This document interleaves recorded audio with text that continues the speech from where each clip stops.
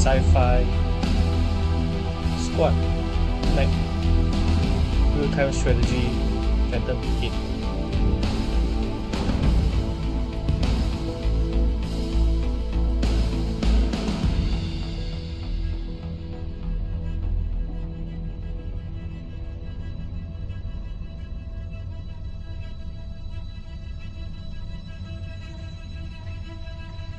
Hi, it's me, Lactase.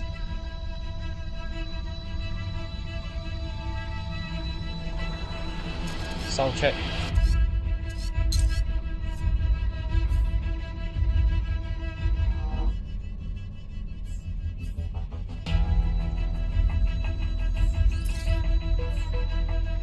Audio check.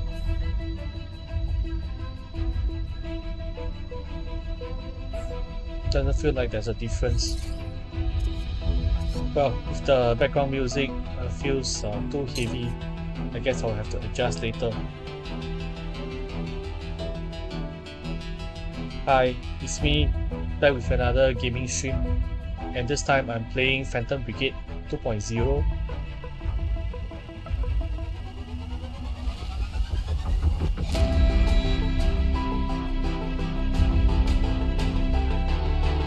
There was a momentary lag, but at least I can still hear myself without any cuts.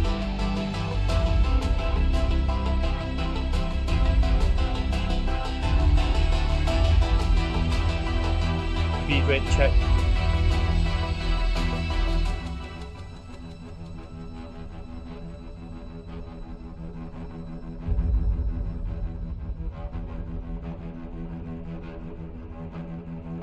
Okay, and with all the checks out of the way, it's time to get the show rolling. So this is the game I've been recently infatuated with, Phantom Brigade 2.0. It is real-time strategy with robots. I guess I should let the gameplay speak for itself. For today's stream, I will be covering the tutorial, the prologue, and depending on how fast things get going, I will play a few of the stages. Well, my actual progress with the game is definitely not in the early stages. In fact, I've already played long enough to be so-called just on the doorstep of the final area. So if mech battle, not of the Pacific Rim kind, is your cup of tea, then maybe join me along as I play the remaining few stages. So join me as I play the first few stages as a demonstration, as a proof of concept, and as a hardware confirmation that my potato living laptop can handle things. Then I will play the last few stages. I've played the Pragmata demo yesterday. It seems like my potato was chugging, and it has demoralized me in playing some of the higher graphics intensive games. Well, if I can't play the modern games, at least I still have one more game to fall back on, which is Project Zomboid. Hahaha.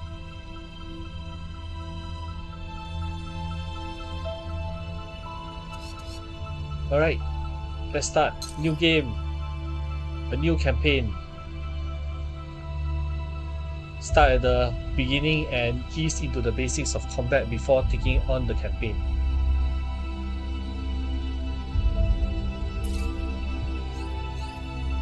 So my current campaign difficulty is Vanilla Normal. So let us go through the various difficulty settings. Incoming damage, multiplier for damage taken by your units. Lower values make the game easier, making your units harder to destroy. There are 5 possible settings that you can undertake, from the minimum 50% to to the maximum 150%.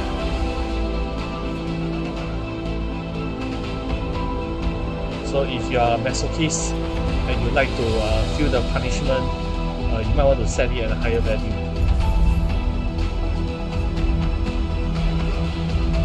Outgoing damage, multiplier for damage taken by the enemy. Higher values make the game easier, making enemies easier to dispatch.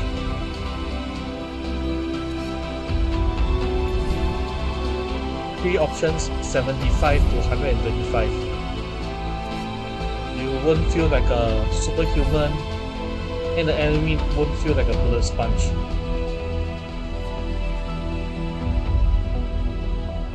Heat generation rate, a multiplier for heat generated by your actions. Low values make the game easier, allowing more frequent attacks.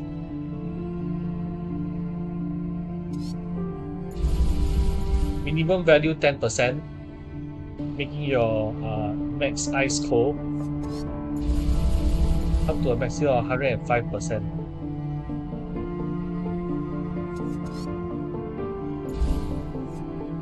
Salvage bonus on defeat, a multiplier for salvage points available upon defeat.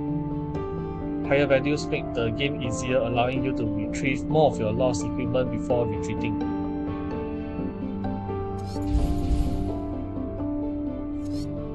(25 to 150%). Salvage budget on victory, a multiplier for salvage points available upon victory. Higher values make the game easier, allow you to retrieve more of the enemy equipment from the battlefield.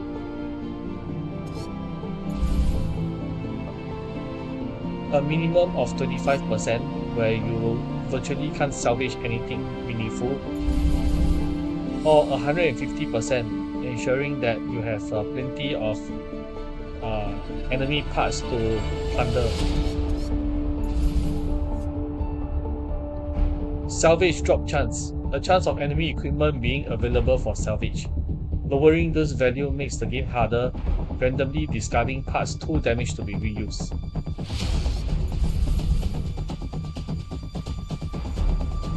Uh, 25% to 100%.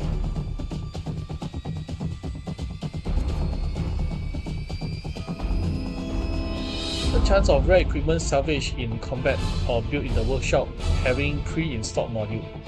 Increasing this value makes the game easier, but can reduce the incentive to gather subsystems and make performance of rare parts harder to predict.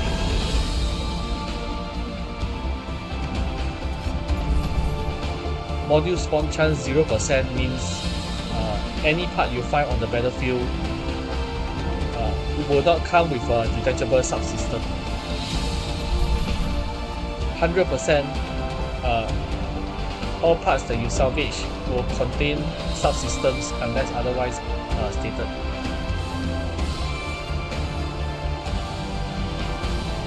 Deadly unit destruction. Pilots will be instantly killed on core detonation of a unit they are piloting. This option will make combat more difficult, requiring careful use of the ejections to preserve your pilots. Meaning if the torso gets destroyed, the pilot gets destroyed together with it.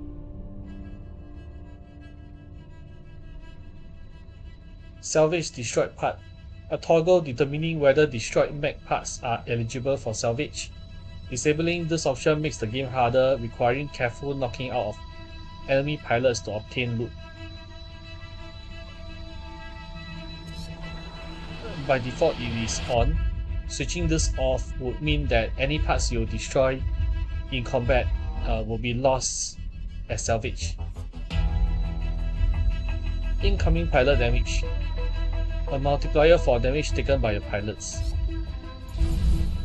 50%, all your pilots are demigods. 125%, pilots are the meat component of the enemy.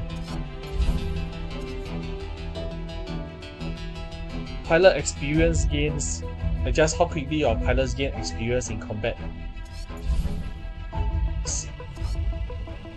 Minimum 75%, maximum 125%. A difference in 25% of XP doesn't feel like much, but it can make your early game feel 25% slower. Baseline camp recovery. This setting lets you adjust the pilot health and mech integrity restored while camping. Minimum value 50%, maximum value 150%.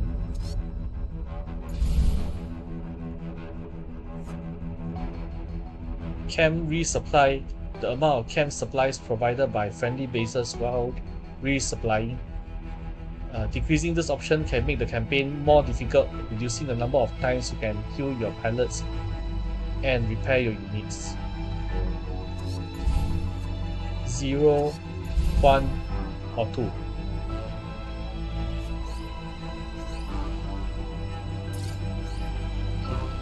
So for demonstration purposes, I will continue to use the vanilla normal difficulty.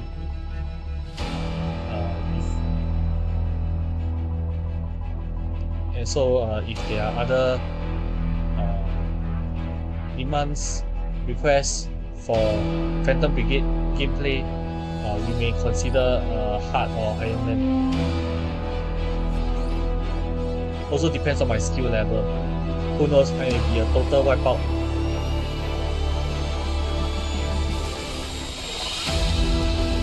And without further ado, I click the start button. Systems online.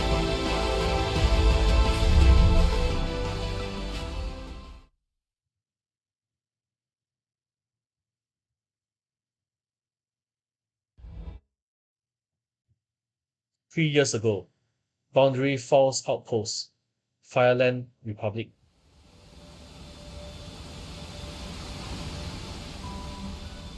Unfortunately, the tutorial has been revamped. There is no longer voice acting, so the only voice you'll be hearing will be mine.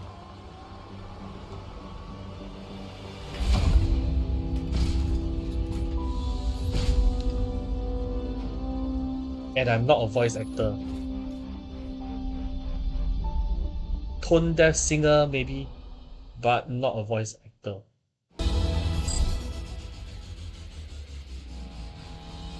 All systems nominal, ready to commence testing. Deployment confirmed. The techs want to see if you can push the prediction prototype to a full 5 seconds.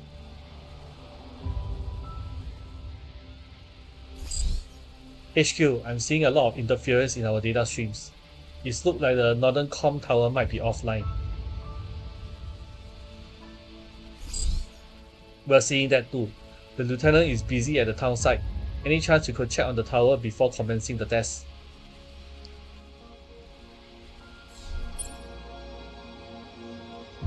So this is the tutorial about moving the camera. Before moving out, try adjusting the camera view. WESD, QE, RF, or move the mouse while holding middle mouse button.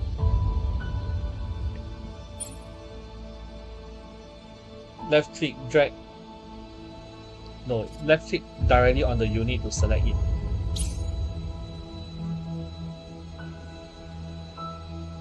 The information about the selected unit will be displayed here in the bottom left corner. So this cadet is a level 4 and it's a mech.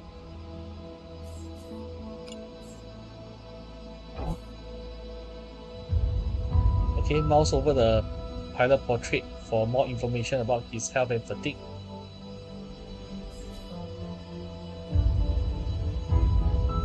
Mouse over the various grey bars that denote the health of the various parts of the mech.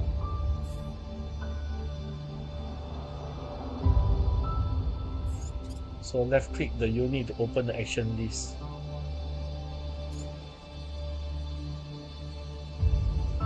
Okay, this action is the run. Move to a destination at full speed. Only available for units with fully intact lower body.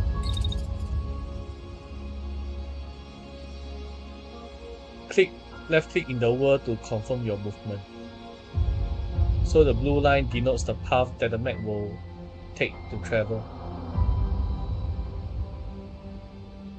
And the red circle No, yeah, it's not yellow, I'm not colorblind.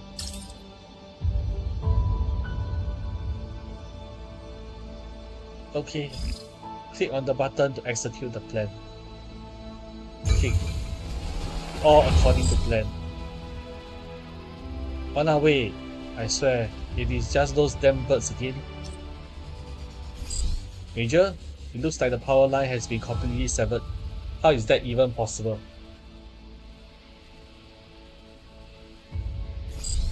HQ, are you seeing this? Connection error. Attempting to reconnect. This doesn't feel right. Let's bring the prediction system online.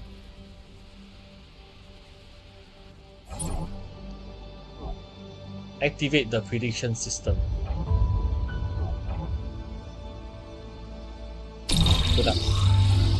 This timeline displays your planned actions and predicts what every unit will do in the next 5 seconds. I'll circle the tower, cover my 6. If your system has warmed up and the thing actually works, you should see my predicted movement.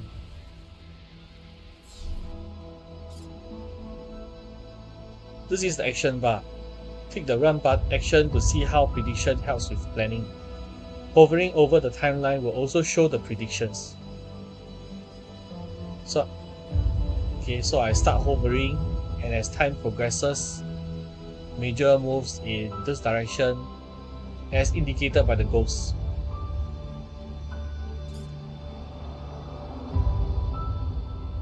So in order not to interfere with his movement, I should move somewhere out of collision range. Movement time is determined by distance. You can move any number of times. Actions can be cancelled with 2 right clicks. If you are happy with the plan, execute it.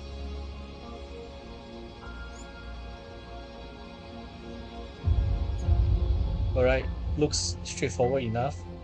Nothing is happening from 2.2 seconds to 5 seconds.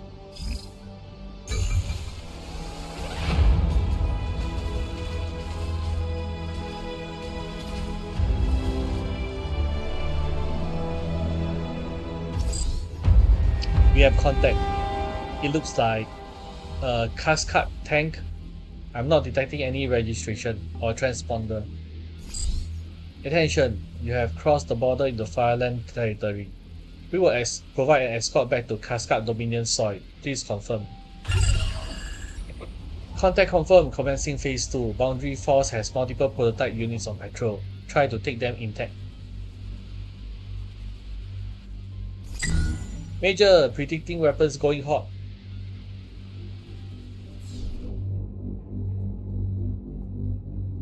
The tank is about to attack. You will need to get closer to engage it. Click the run action. Moving here will place the target in the optimal range. Click the attack button next. First, choose when the attack should happen by hovering over the timeline. The target should be in optimal range, white ring around your unit during that time.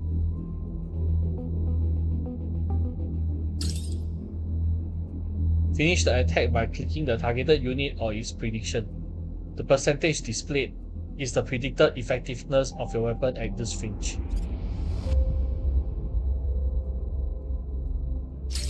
%84.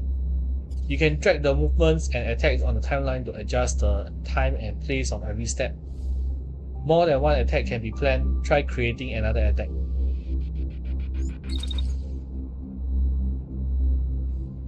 So I will kill the next attack immediately after. As you can see, 100% efficiency. It says that the rangefinder points to 39 meters, 100% range fit.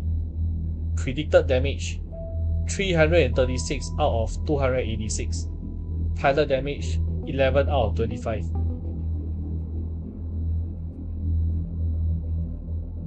So it seems like one such attack deals enough damage to destroy the unit. And to kill the pilot, you might need to shoot at least 3 times.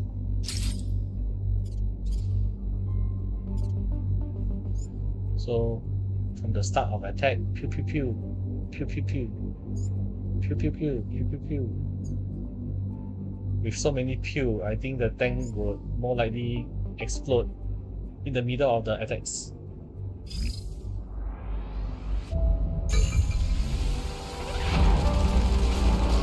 Yeah, there's a lot of pews. Wait, I didn't get the kill? Why?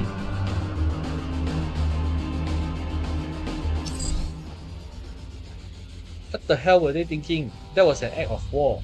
Our comms still down, we need to... Reading multiple cascade signatures approaching from the north. Take cover.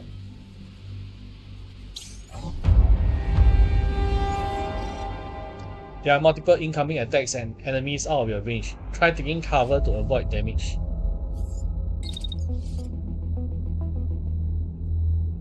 Move here to avoid incoming fire. So where's the incoming fire? Well, I'm not being the target of their attacks, so I wouldn't really need to take cover. However, if I were to continue standing here, I might be the target of an airstrike attack. Kaboom! So yeah, it's true that I need to take cover one way or another.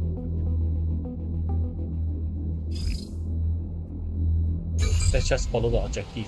All teams continue to advance, weapons free, secure those prototypes. Level everything if you have to. Major, come in. Multiple signatures are moving on to the town site, requesting immediate support. Get to the town, cadet. I'll defend this position. Pew pew. Pew pew. Pew pew.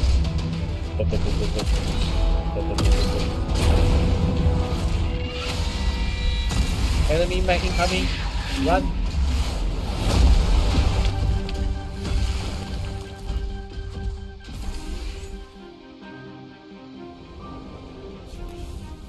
Reinforcements have arrived.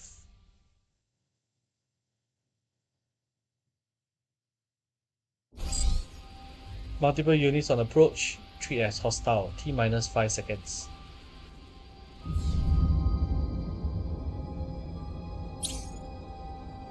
Objective: protect the town. Enemy forces are attacking the town. Eliminate them using 3 units at your disposal.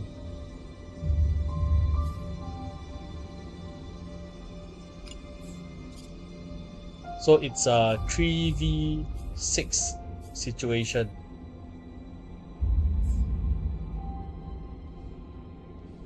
So on average, each mech will have to take care of 2 units.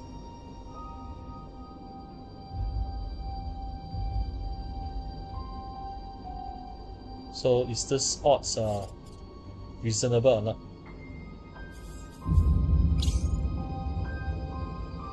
There are no other helps along the way, no more hints. It is just you versus 6 enemies, and your only way of evening the odds would be to see how they move using the prediction system.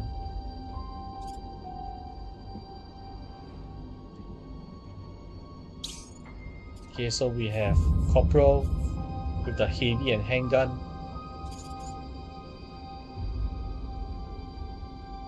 You have no idea how the attack works, except that once you click the attack button, you see a woohoo, the attack is this long.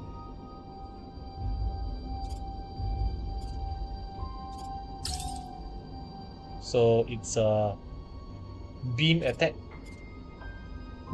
Should point at something where the beam will have a sustained fire.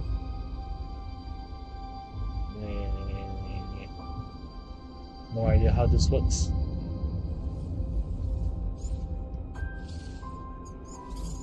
So if I were to line myself up like this,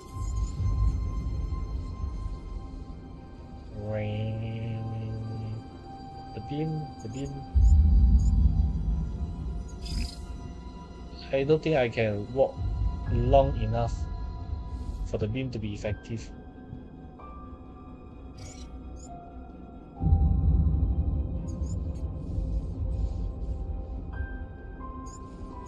So as long as I start shooting at the effective range,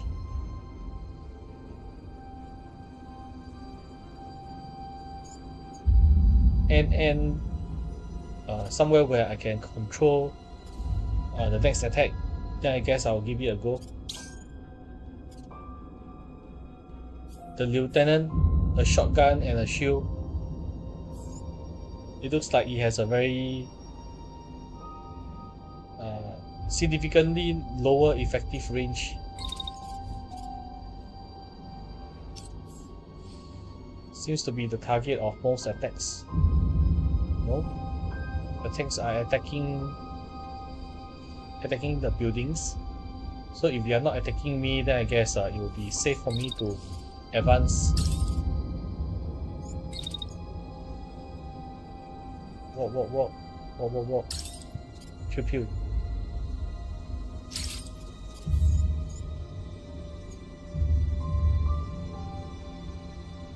But by the time the mech starts attacking, I will be out of range. However, I have a conundrum. I'll be walking into the line of the beam. Might not be the best thing to do.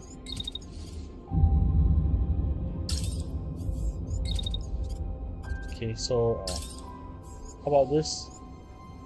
Hit, avoid the beam ends, I continue running. And this is the cadet with the assault rifle. The range of engagement looks higher.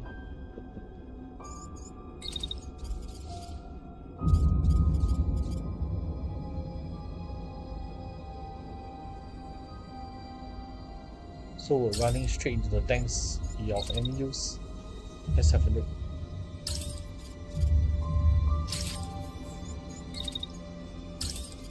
Since can make another attack.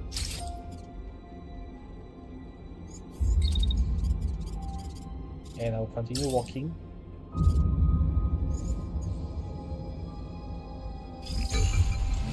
Execute.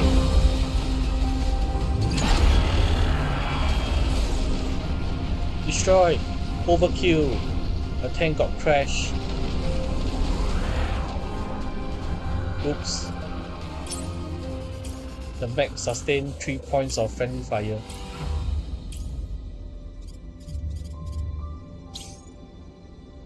Okay, the pilot has died. The whole tank has destroyed. So good for me.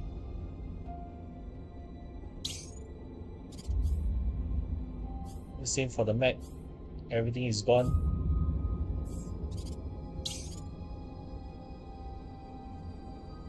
Somehow this tank received damage. I have no idea.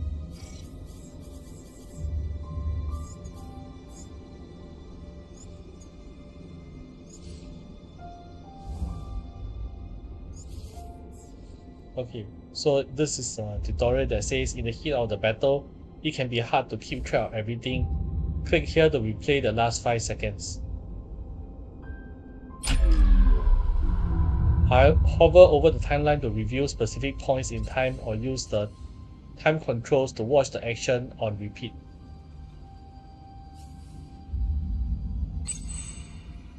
And once you are done with the replay, return to planning by clicking here.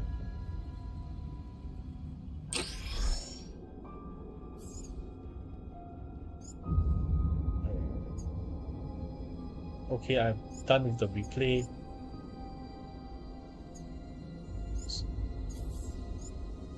Right, so this mech can just continue walking.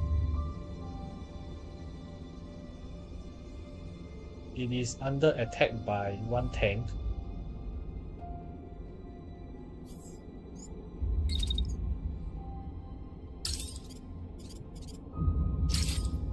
But if I were to hit this tank and continue walking, all 3 tanks could be destroyed.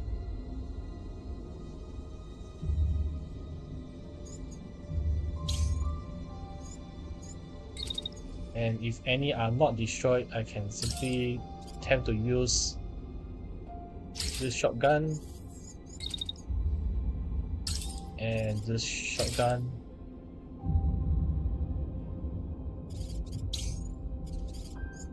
For this mech, he will continue walking and crash into the tank. And after the crash, I can target.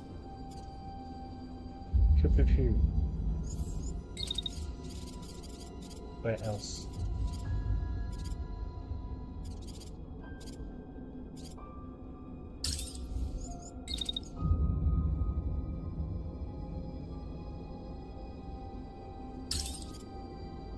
Okay, I'll just immediately attack the tank.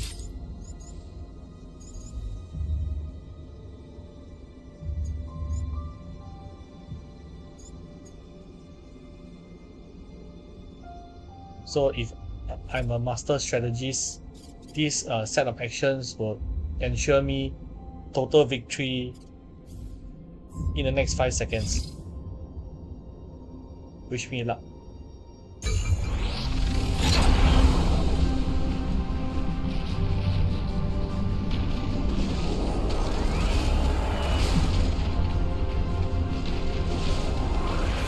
A complete enemy wipeout of 6 units in 10 seconds.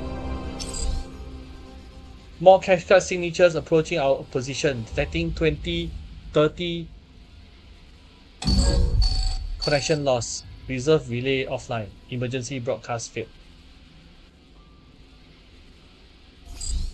We're being overrun. All units, evacuate the civilians and fall back. Don't let them get their hands on the prototypes.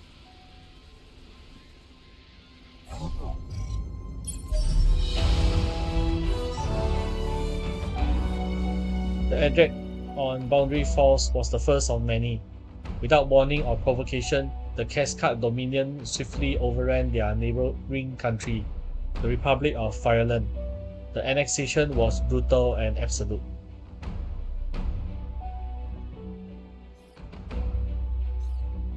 Let me change the spelling of my video first. FYR without the E. Continue. Within days, Fyrland's military was reduced to scrap and rubble. Their surviving forces fled to wherever safe corners they could find. Armed only with salvage or rebuilt equipment, they worked together to form a resistance, engaging in covert and guerrilla warfare against their occupiers. Over time, it became known as the Fyrland Freedom Forces, or the 3F. FFF. Press F to pay respects.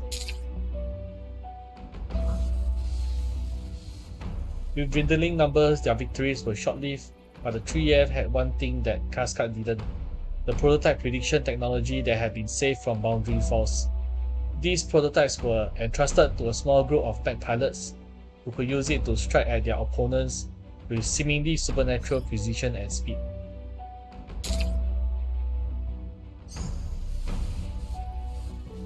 To reach their one advantage, the time had to be right. For the last 3 years, they have remained hidden, waiting for their opportunity to fight back. That opportunity is today. 3 years later, Headmark Borderland, Cascade Dominion Annex, occupied Fyrland.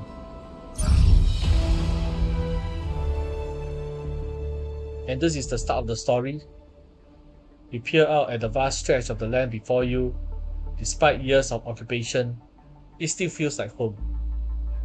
A pilot points to a spot on the map directly ahead of you, Lancet, one of Fyrland's remote outposts, now under Cascade's command. And, if your intel can be trusted, home to a mobile base currently undergoing repair. It's time to make your move.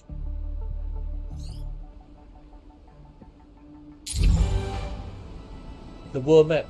This is the world map. Try adjusting the camera view. WASD, QE, RF, or move the mouse while holding middle mouse button.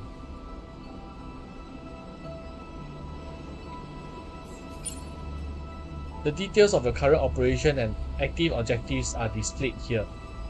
So this is the current objective, finding a foothold. Wait, 1 out of 9?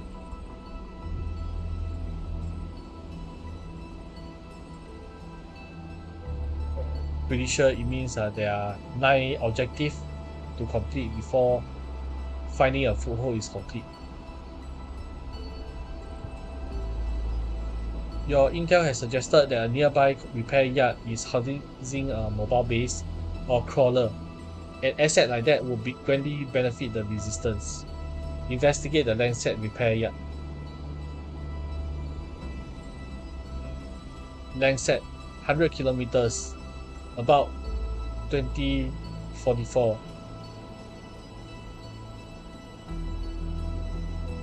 Is this 20 minutes and 44 seconds or 20 hours and 44 minutes?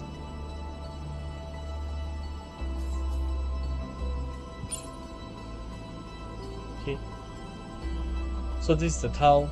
Hover over a destination and press the right click to move to the world map. If you ever got lost, press tab to recenter the camera.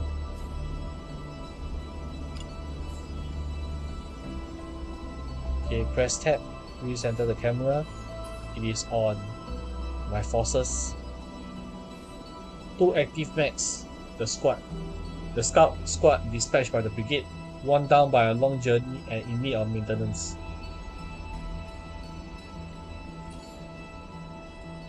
Left click, the town, Lancet, former mining facility, converted to a repair yard early in the occupation. Guaranteed rewards, a reward container. Are you telling me there's surprise mechanics?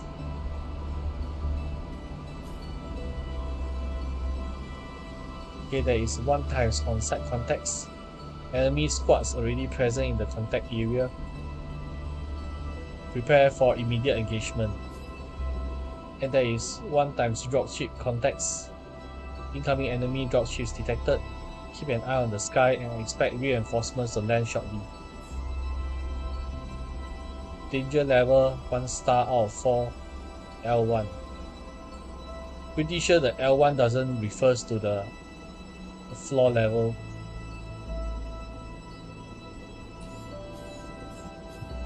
Okay, and there's a cloud icon. It says light snowfall. It's snowing in the combat area. Heat dissipation is increased across the board. Exercise caution. This extends to everyone on the battlefield, not just your mechs. Weather intensity 15%. So 15% is light snowfall indeed.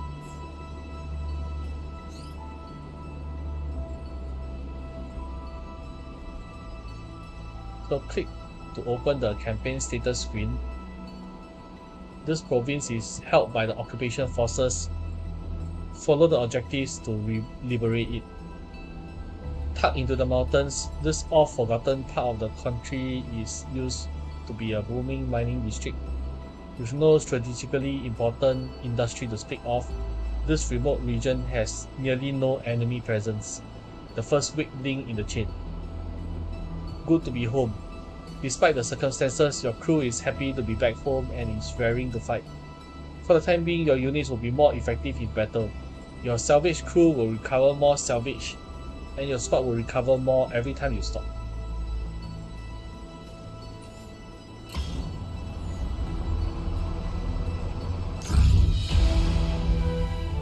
Okay, so from 7 in the morning, time now is 8:45.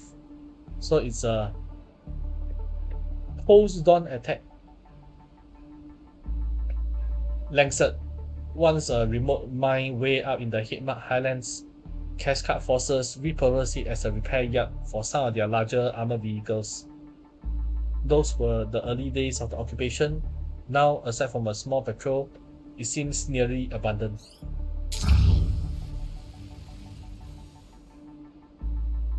So your backframes haven't had a tune-up since before the invasion, but they should have no problem here, especially when they are equipped with prediction systems. One of your pilots spots the old mobile base settled into a repair bay right for the taking. it's time to move in. So suit up, make battle preparations with your squad.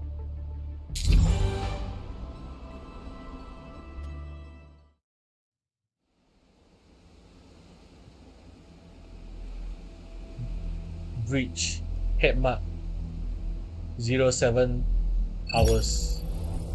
Clear, reserves level 1. So this is a flyby of the area of operations.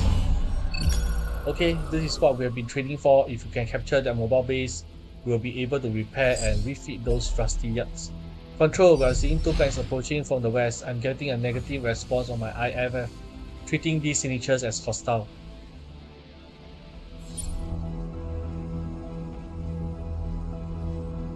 Okay, the window below, quick execution. Thanks to your prediction systems, this patrol should pose little threat to your mechs. Check the predicted enemy actions, avoid the incoming fire, and strike once in range. You don't say. Okay, now my portrait is covering up the mission status. One moment while I move myself out of the way.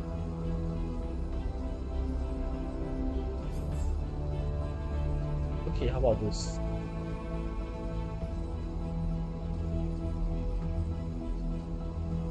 So check this corner to see mission status and objectives. Right now, your main objective is to eliminate all enemies on the field. Recapture the land set to secure the mobile base. Eliminate hostile. Neutralize all enemy units. Enemy reinforcements are expected to arrive soon. And I guess with 2 separate bars, it means 2 turns.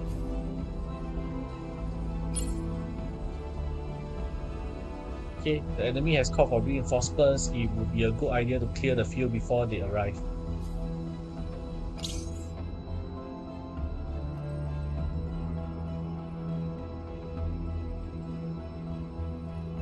And I'm being thrown into the fray. Okay, and this is you and your buddy. Your buddy. So each mech should aim to take out 1 tank.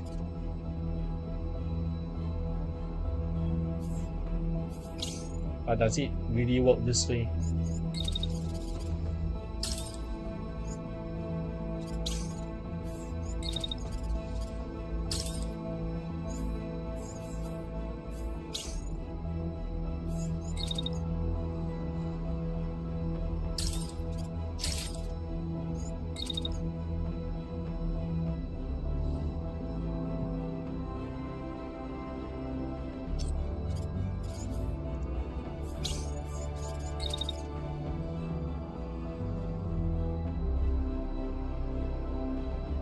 If I were to attack that tank, I would be not in the line of fire. It's gonna be blocked. If I start attacking now, it will be 67%. A low percentage. Okay, so delaying the attack by a few milliseconds gets me to a higher percent.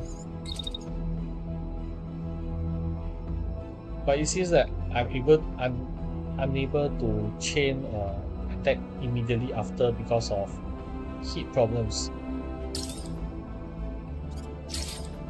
As you can see, the bar changes to a different color, indicating overheating.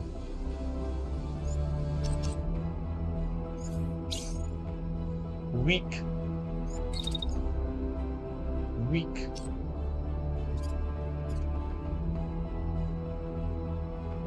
So I should readjust my battle strategy.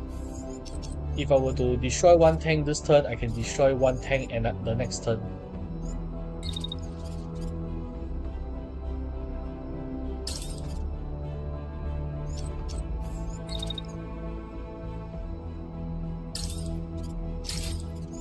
And also starting the attack earlier means I can start the next attack quicker.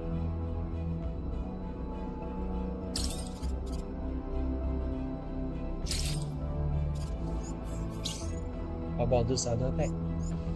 Any way to get faster?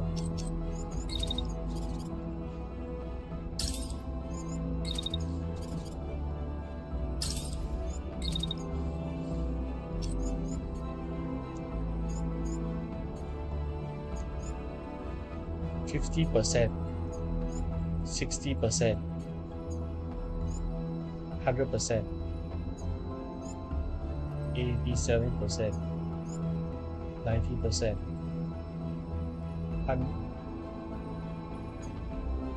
Okay, I'll take this and then I will kill the next attack like this.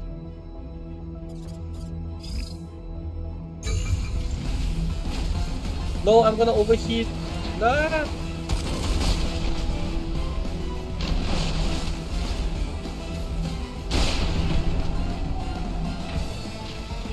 Die? No, you're not dead. Now my max is gonna burn.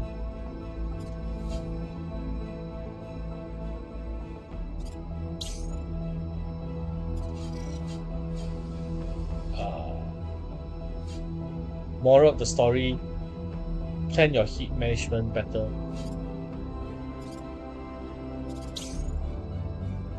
So since the 2 mechs are going to be still attacking the tank in this turn,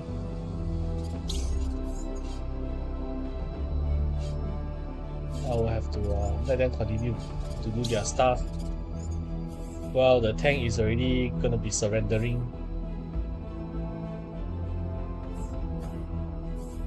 One HP and a dream.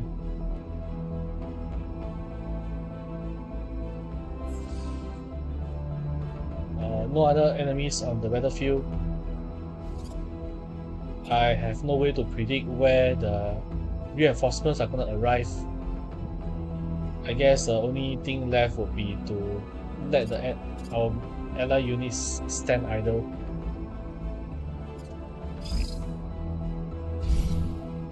So units without orders. Some units have no orders. Are you sure you wish to proceed?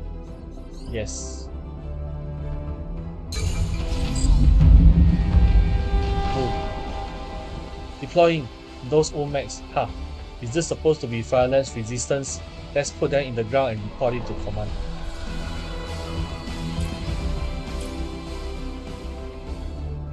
And the enemy reinforcement. 1 unit of level 2.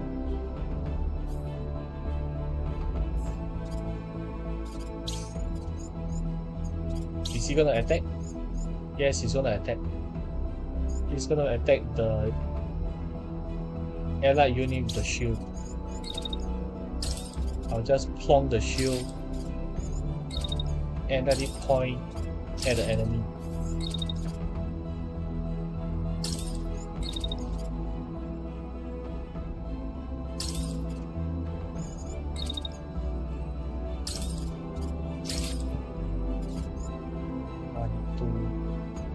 So if each attack will deal 241 unit damage, and I have 2 attacks on him, it should deal about roughly close to 500. Meaning to say, if I have to deal another 500 more damage,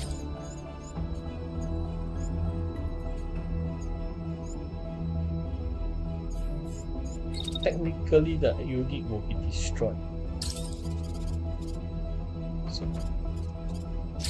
So can I count on this? Do I want to overheat again?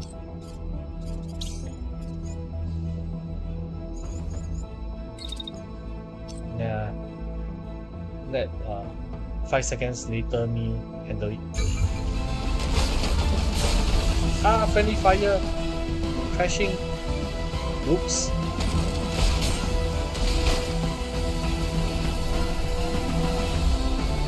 So what happened earlier on? Stop.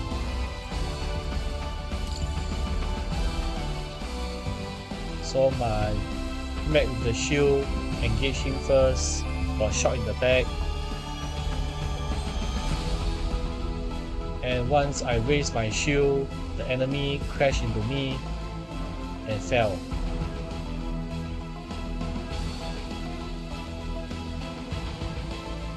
Okay. I'll take this, even though this wasn't what I initially planned for.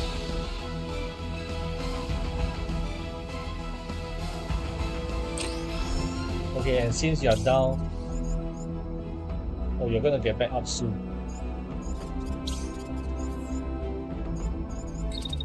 How about I crash into you again?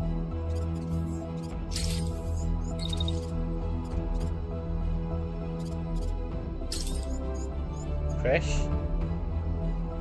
No, you are running away.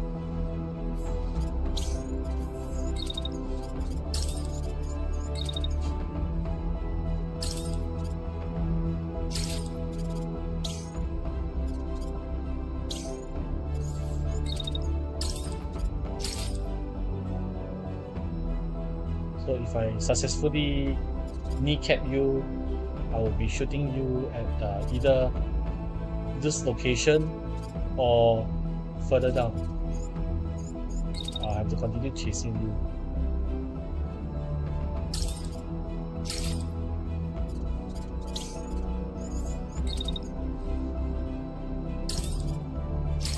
I don't think he will last more than one cycle of attacks, but I cannot predict.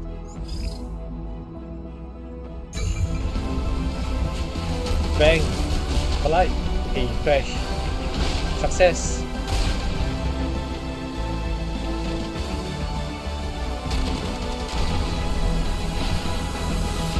Not the best plan, but it's a plan. So all clear, looks like we got them before they managed to get the word out. Let's salvage what equipment we can, then get this crawler up and running.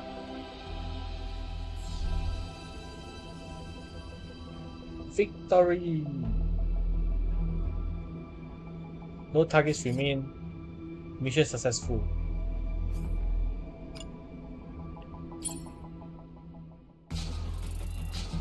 So after each fight, you can review key metrics, the state of your squad, and available rewards.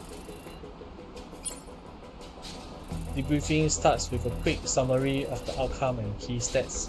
Battle length is one of the most important metrics here. A quick decisive fight is usually better for your squad than a protracted engagement. So combat length in real time 20 seconds, it will mean 4 turns. No, my maths fail. Yeah, it's 4 turns. Actions planned by the squad 19. Travel distance, the squad walked a total of 329 meters. Destruction, no blocks demolished, damage taken, a fraction of the damage inflicted. Units lost 0, units destroyed 3. Okay.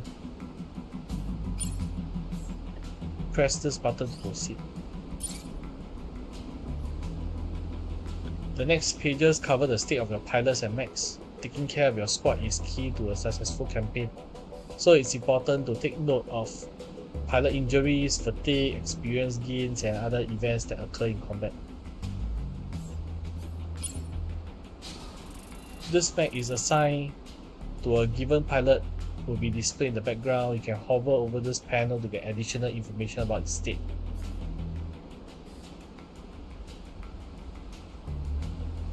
Okay, so this is a good summary. The other summary would be that this unit sustained 22% of damage and the pilot got hit 7 for health. A few scratches survived the mission. Piloting mech protector damage.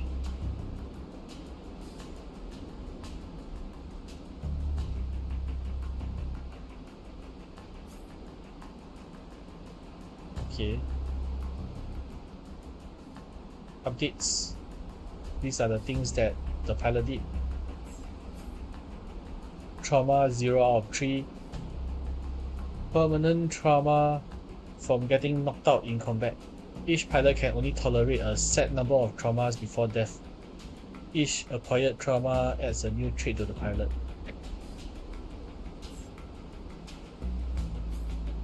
Fatigue. Exhaustion from combat.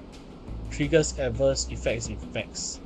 Reduce towards neutral every time a pilot is not deployed into combat. Can only be fully cleared by assigning the pilot to the med bay during a camp stop.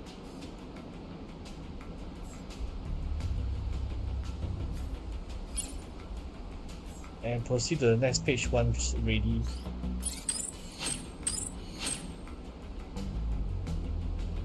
Most fight will yield rewards. These can include variable resources or even items that you can immediately equip onto your mechs. You can click the items in this list to check their stats and appearance.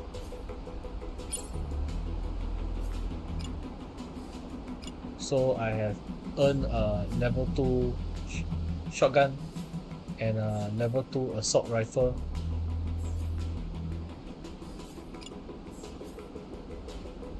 So the shotgun is a short range, a ballistic, and is made by this manufacturer J&I.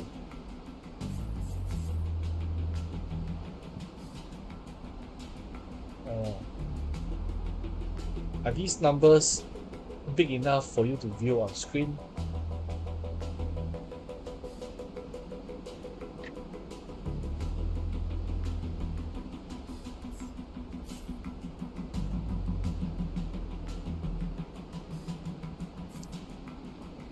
Okay, so this small square indicates the scatter.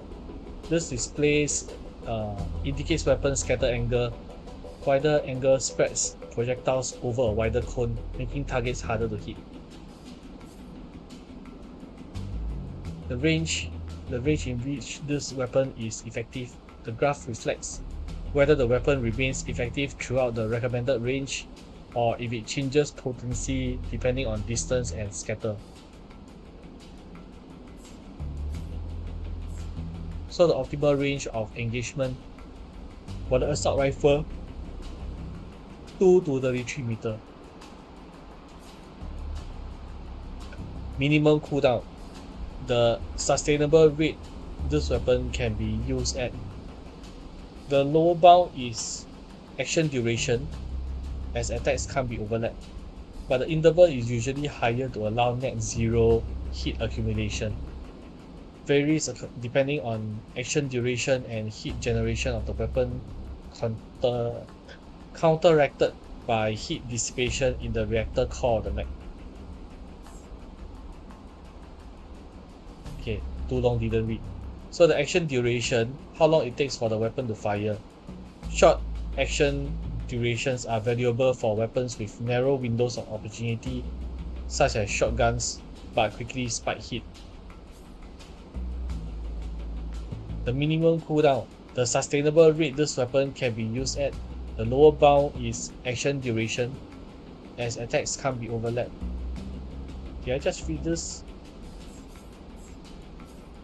Okay, in summary, the assault rifle fires for 1 second, and in order not to overheat, you should fire it back at 1.9 seconds later.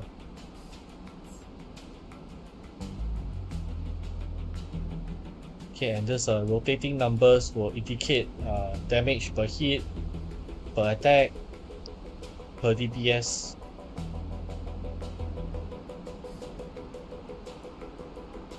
So the overall numbers I guess you need to pay attention to would be the per hit and per attack.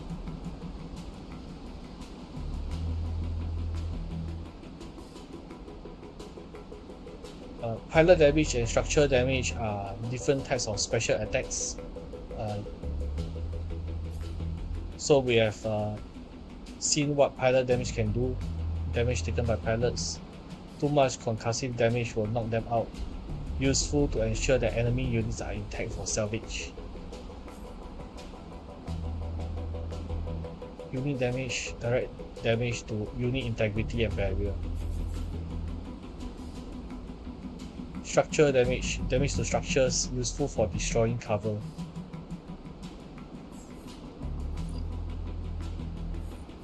So shotguns, the number of projectiles fired by this weapon in one attack action. Each projectile splits into a number of fragments. So total there will be 48 fragments. Pew pew. Heat generation, the amount of heat generated by activation of a given part. The speed of a projectile when it exits the weapon. The mass affects movement speed and dash distance. To maintain speed, increased mass needs to be offset by increased reactor power.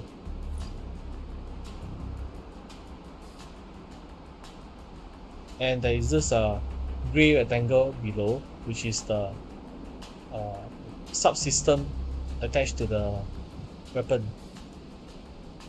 It says Supercharge 1, Special Effects, negative 5% duration, negative 6% heat generation, plus 7% unit damage. It is fused. This subsystem is welded into the part and can't be replaced. Perk, random modification with many possible variants. I don't see any other slots, so the only slots is a E-removable Supercharge 1.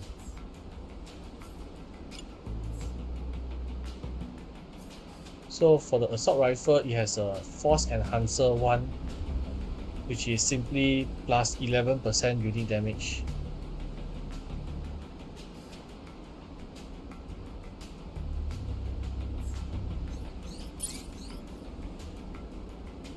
The final step is salvaging.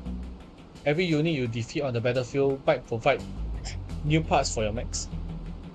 In this step, you can decide what to take and what to leave behind.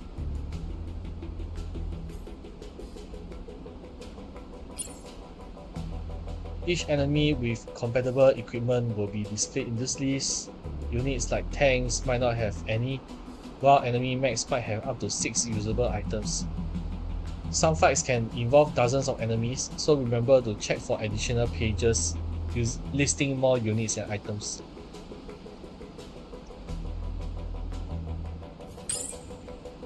And use the buttons on the right to recover, scrap, or abandon any given item. You are limited by the salvage budget. It can vary depending on the number of defeated units, mission type, province, or even pilots you bring to the fight.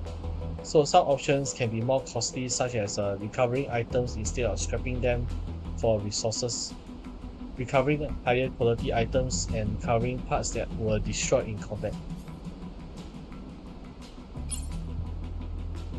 So if you are unsure what to pick, it can be a good idea to check your squad. You can click here to compare parts in the salvage pool with the equipment of your mechs. As an example, checking an equipped shield can help you decide whether another shield you found is worth salvaging. So when you're ready to finish, press the button here. If your choices fit within the budget, the salvage will commence.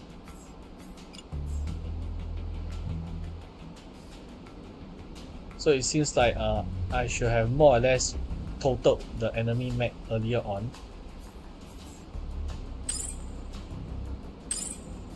So all the parts should be very difficult to salvage.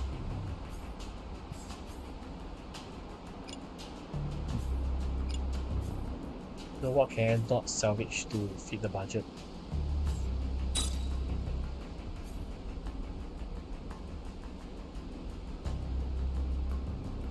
No, I have to forgo an intact part of the mech.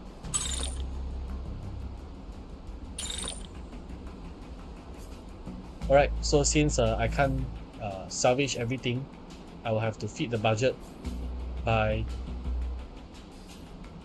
taking a torso, an arm, and a leg.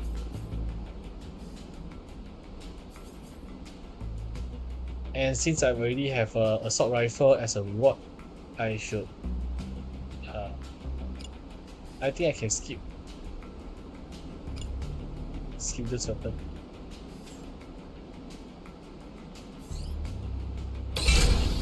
So starting salvage, would you like to proceed with salvaging the selected items? Yes.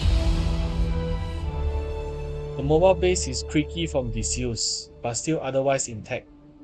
Inside the giant crawler, there's ample space to accommodate pilots and crew, complete with a mech bed. It won't be cozy, but it will serve well as a home for you and your crew.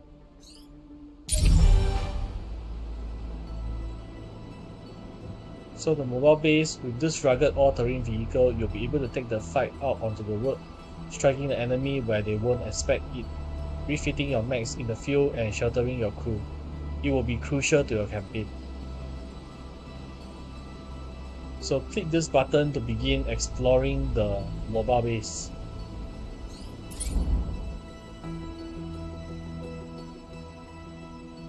Okay, I have 2 mechs, level 1 each. This is your mobile base unit screen. Here you can inspect every mech in your roster. Click this button to edit the selected unit. You can also double click a unit in the list to do the same. This is the unit editing menu. You can inspect and swap out individual parts equipped to a mech. You can pick new weapons in this last fight. Click the primary weapon slot to review the options. This is the currently equipped weapon. Mech equipment is complex and has many different stats, so it's normal to take your time here.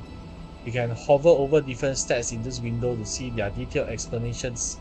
Once you select a potential replacement, comparisons will be displayed to help you make an informed decision. These are the parts in your inventory compatible with the current socket.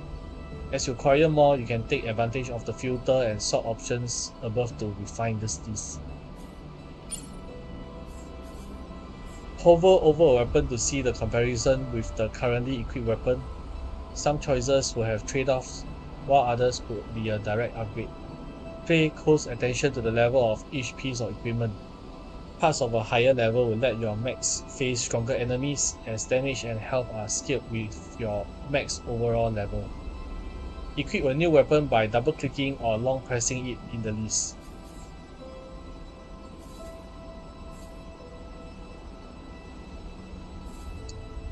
Okay, since this mech uses the assault rifle, I should just improve the assault rifle. Note how the stats and average level of your unit have been increased. Consider the unit's overall performance when refitting. A weapon's power might have trade-offs in weight and speed. You can also customize the paint scheme of your mech by entering the livery screen here. Once you are done exploring unit customization, click here to return the base. From here you can return to the overworld map.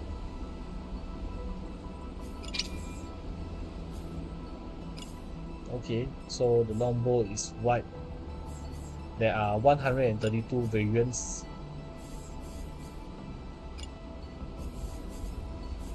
You can choose the color palette that you use on your own, but with this many combinations, I guess at least one of them will satisfy you.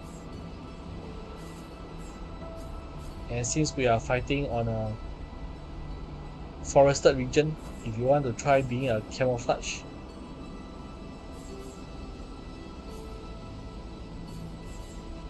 okay, primary weapon color scheme, sidearm color scheme, upper body. Ain't nobody got time to customize everything, so all of you get the same color.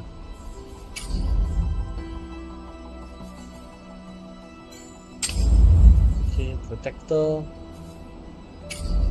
Maybe I don't have to customize the colors, so I'll click and customize the weapons.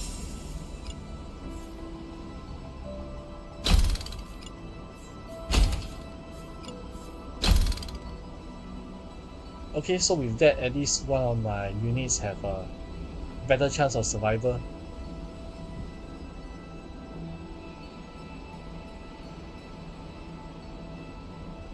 The protector, 87 mass, 80 power. It translates to a medium class mech with a slow movement speed.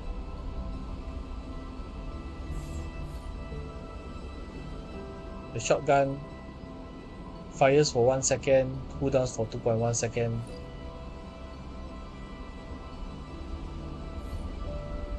The shield activates for 1.8 seconds,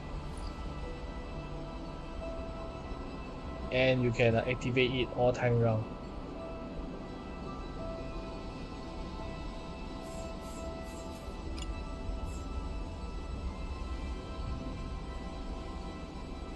The longbow, since it doesn't have a heavy shield equipped, speed is slightly medium.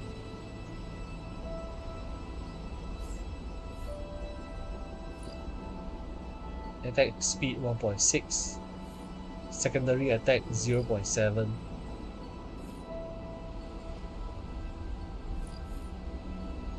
So if I were to chain 2 attacks, I can possibly attack in quick succession.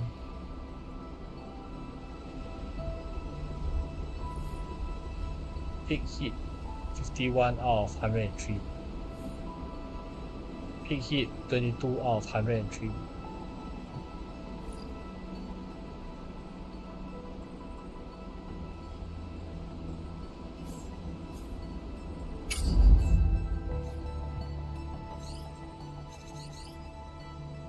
Okay, I have no other resources I can bank on.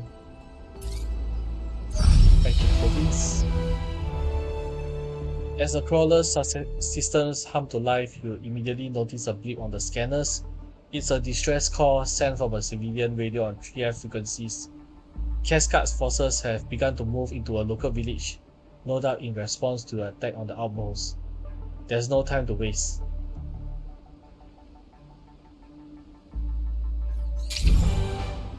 Village, new waypoint. Exit, return the base.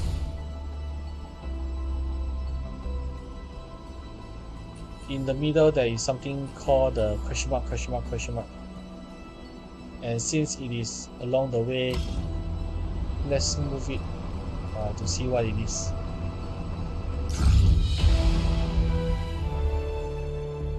It seems like a random encounter. You come across a massive concrete tunnel disappearing into the hillside, likely another entrance to the mining complex. The driver, visibly relieved, jumps out of their seat and rushes downstairs to check the suspension. The old metal beast has been surprisingly cooperative so far, but after years in storage, there's no shortage of things for your engineers to check. Should we check out the mine? Asked one of the pilots. Considering our proximity to Lancet, there might be some equipment inside. So there are two choices: keep moving, ask the crew to return with the first thing they find, or search, send the crew to dig deeper.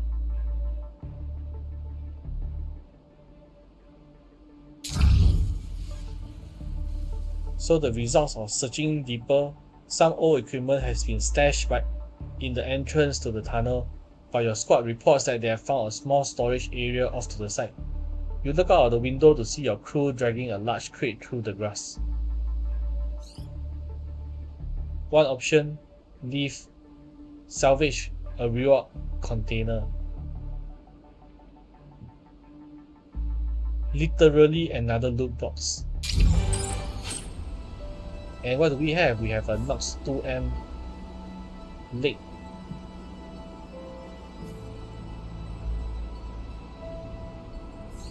Okay, continue. So with that, my lower level mech can now have a better level leg.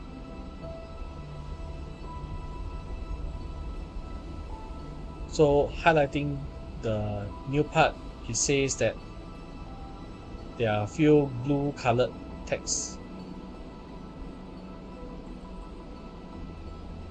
So essentially the level increase, the integrity increase, and the dissipation increase. Yeah, the dissipation still doesn't affect the rate of fire for the weapon.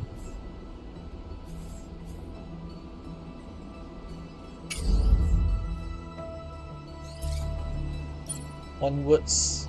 to the village.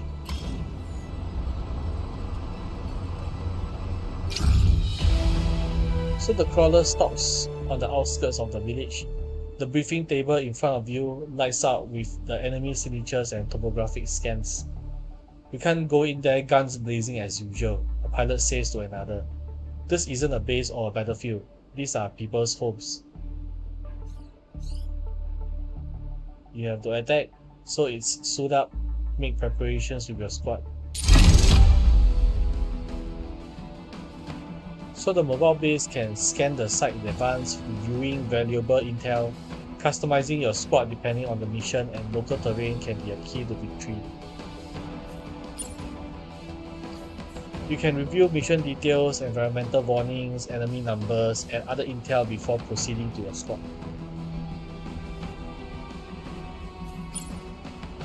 The holo table lets you preview the terrain, unit positions, and key locations. And the second page of the briefing lets you see how many units can be deployed and decide which mechs and pilots to send up. Check their tooltips of units and pilots on the left to review their state. You might have a unit with a weapon that doesn't match its pilot specialization, an injured pilot, or other issues that can be addressed before deploying. And once you're happy with your squad makeup for the mission, you can click deploy to proceed.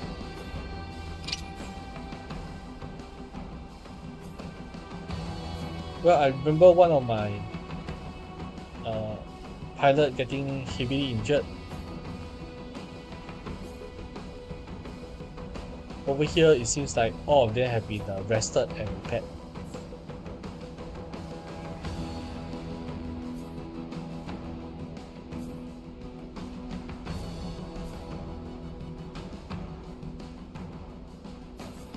Nothing much I can make up. Everyone is still happy with their combat.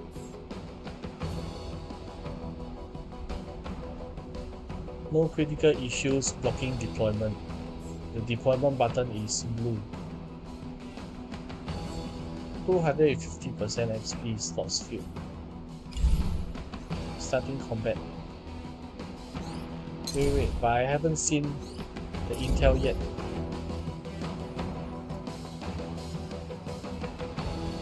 So it seems like the blue refers to the ally forces, the red the enemy, and one enemy red at the edge of the map.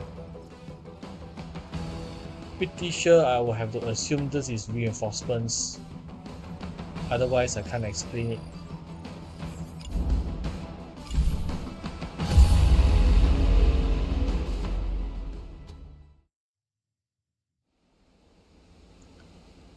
Liberation. Headmark 1356. Clear. Reserves level 1.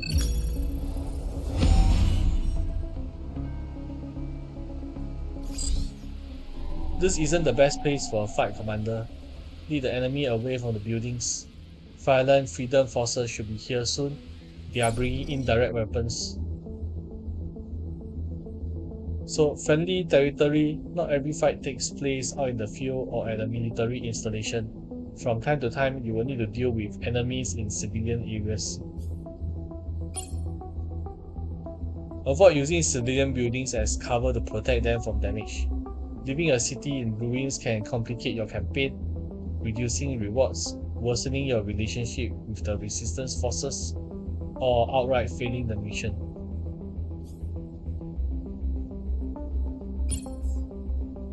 Line of sight. When fighting in cities, some enemies might hold fire until they have line of sight.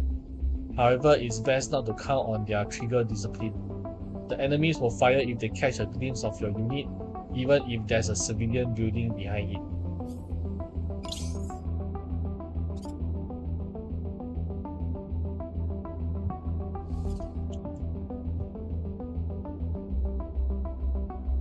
Based on their movements, it will be either A. Intercept them while they are moving forward, or flank them from behind.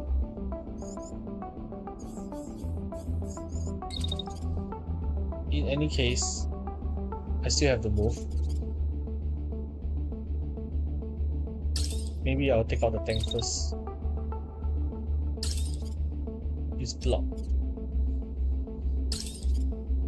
100%. 100% for how long? The duration of the attack. Kill another attack.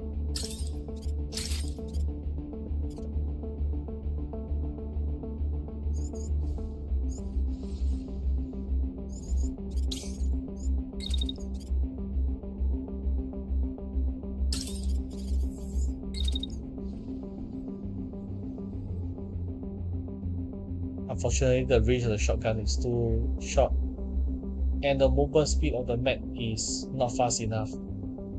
But I guess at the start of the next turn, I should be able to engage the enemy. How about this? At the start of the next turn, will I be cooldown enough to engage the enemy? Not immediately, but good enough. If you did, I could have saved my second attack.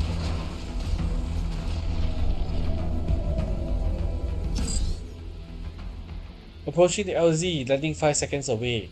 Glad to join the fight, Commander.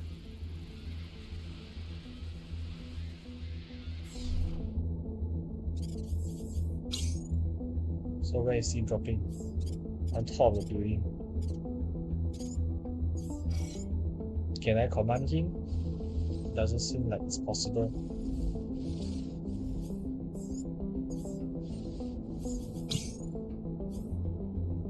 Okay, so it's just me and the enemies here.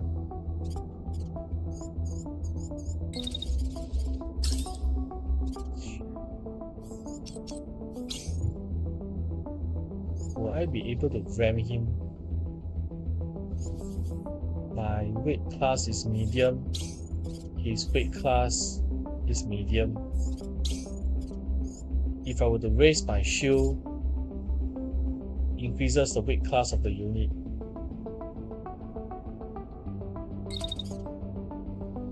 Just nice. So just before I make contact with him, shields up, crash, and shoot him while he's down.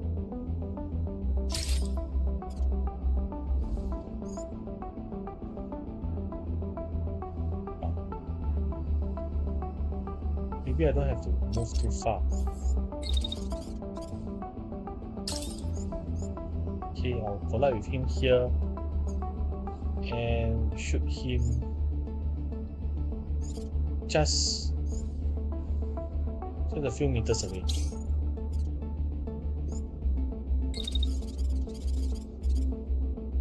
Okay, so this pack will run up to the building.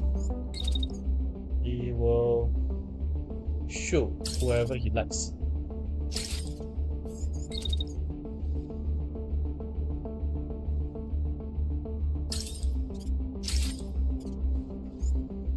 Block 100%. Block. Block. No, not block anymore. Okay. Unblock. I'll keep shooting you.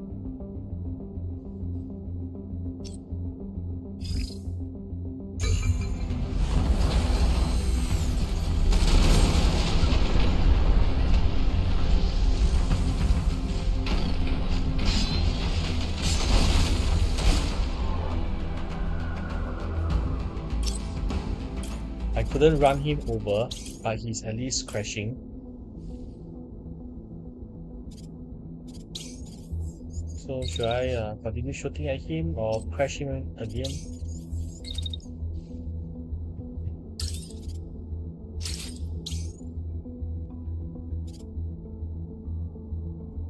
He would most likely run out of HP by the time he gets up.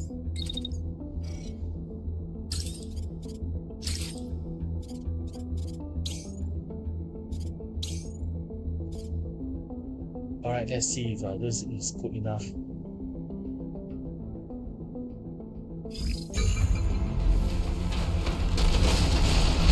Good enough.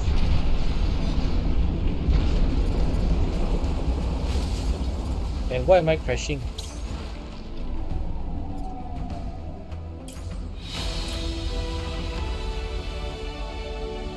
Hey, who made me crash? Ally! Ally, you make me crash! Ally!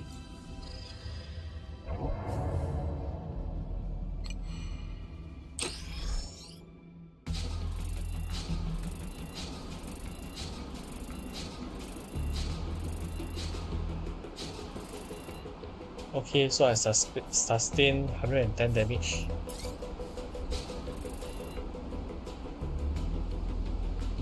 Okay. Pilot, no unit damage, just static. 8% just because I crash.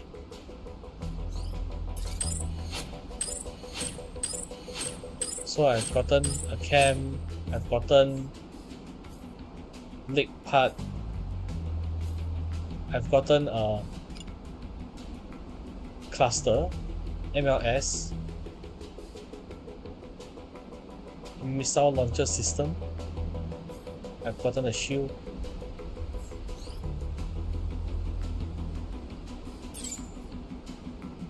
and I've gotten another level 2 mech. Unfortunately, it is the same case as earlier.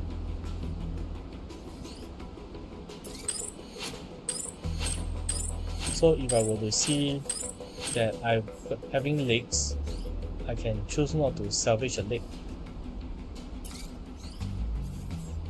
So another torso, another arm, another arm.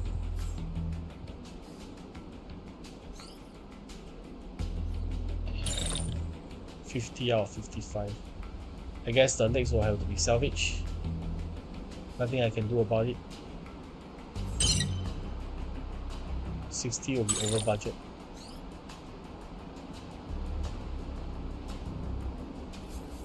How do I do the comparing again?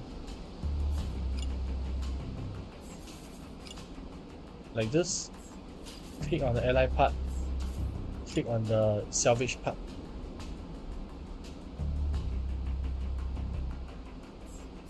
Click on the torso.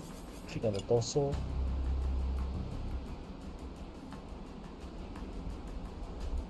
The only thing that differs is the integrity. All other base stats remains the same.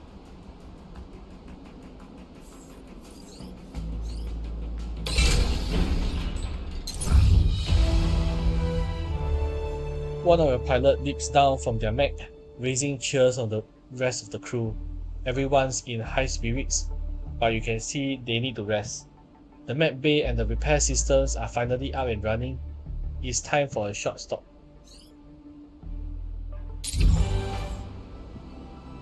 Rest and recovery. Taking care of your squad is your key responsibility as commander. With the mobile base and supplies at your disposal, you can finally attend to injuries, let your pilots rest, and repair mechs.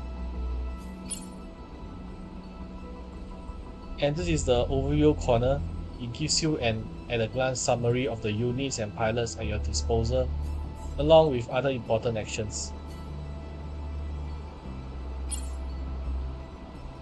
This section displays the mechs at your disposal and the total number of mechs your base can accommodate. The integrity of each mech is displayed at the bottom. You can hover over each unit to check their average level, weapon loadout, warnings, and more. This section displays the pilots at your disposal and the overall space available for them. The health of each pilot is displayed at the bottom. You can hover over each pilot to check their level, experience, status, and more.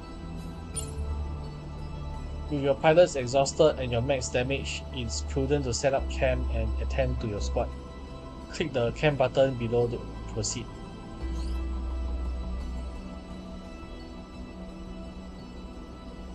Alright, so I mouse over the camp icon, set up camp, required camp supplies 1. Supplies in inventory 1 out of 3. Takes time. Missions might expire. Selected mechs will be repaired. Selected pilots will be healed. all pilots will have slightly reduced fatigue.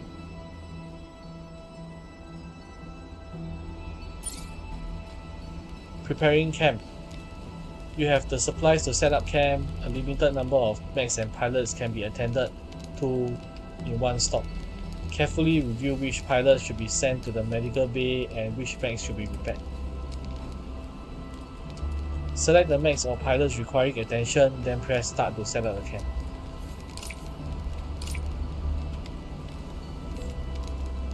So as from the previous result screen, pilots are fatigued 2 out of 4. One protector has been damaged, it's now 91%. You can try to make it up by the health bars for each of them and the fatigue icons. And you have selected 3 out of 3, start the camp.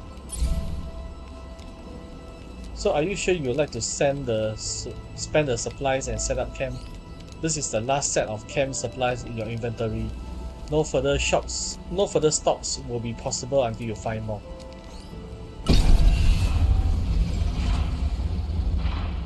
So fast forward 6 hours, the update screen, the crew attends to the injured, repairs the mechs and rests. This is but a short stop. The optical camo won't last long.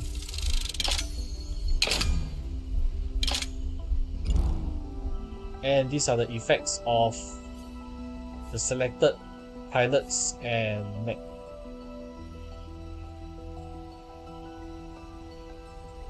So hook 2, frame integrity plus 25%.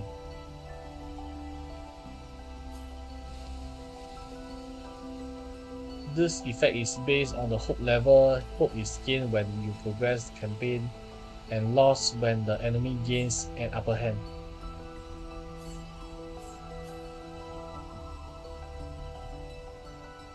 This is the standard outcome of assigning a mech to the repair bay, and this is the standard outcome of assigning a pilot to the medical bay.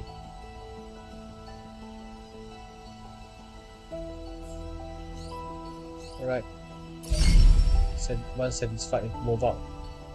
So there are new waypoints. Demolition, tank ambush.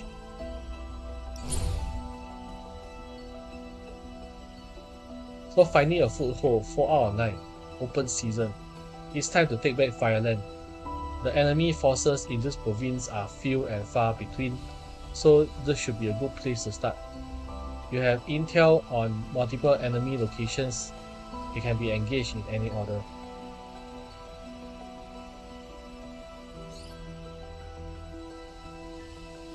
Okay, can be demolition or tank ambush.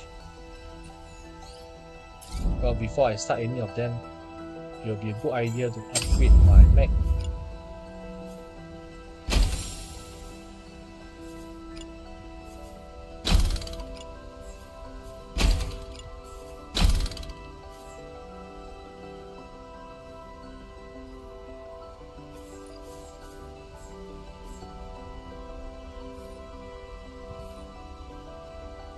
I have an attack that deals 1.2 seconds and a 0.9 second.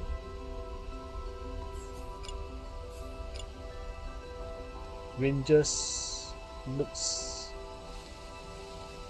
comparable.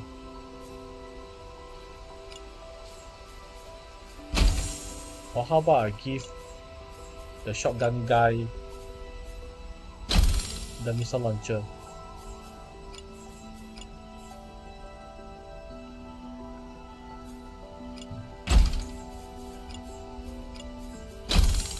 As for fuel, let's exchange the packs. So now both mechs are having a unit level of 1.8.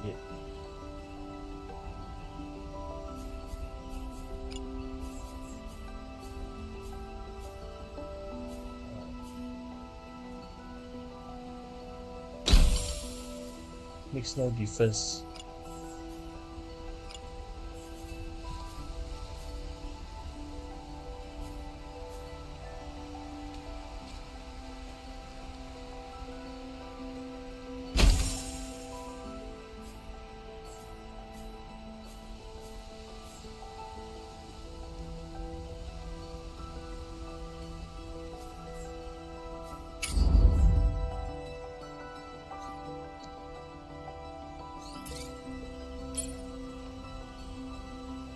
Right, let's try tank and push.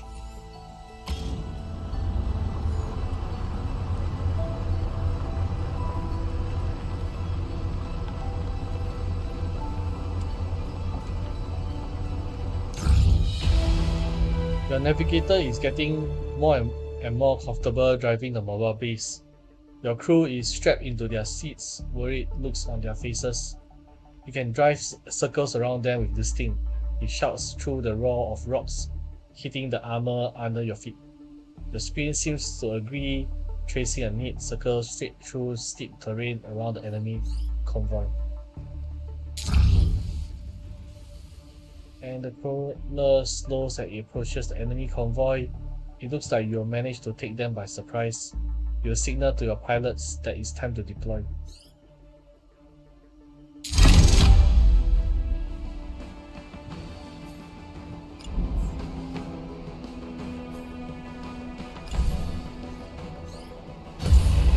Nothing I can customize at the moment beside the units. The pilots have not been gaining enough experience to level up.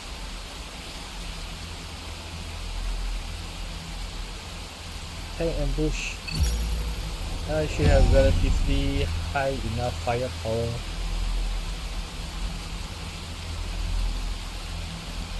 I just don't know if I'll be able to command it. This group of ragtag dual mechs.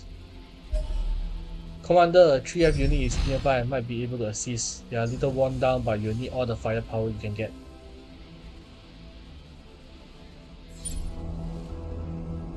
So convoys. Intercepting enemy convoys can be a challenging but rewarding endeavor. You might be able to recover valuable parts, resources, and modules.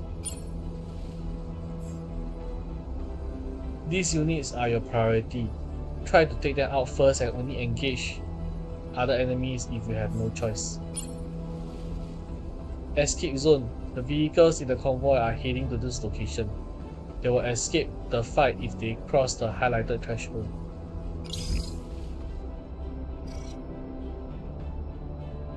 So it's a 2v4 situation. 3 tanks looks manageable unless they are heavy tanks. Each tank has about 115, 192, I guess. One assault rifle damage should be enough.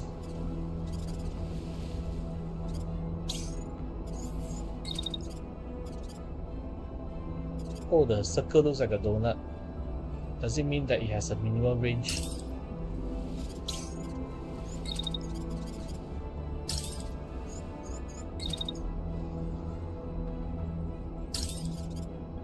Block. Maybe my path is not good enough.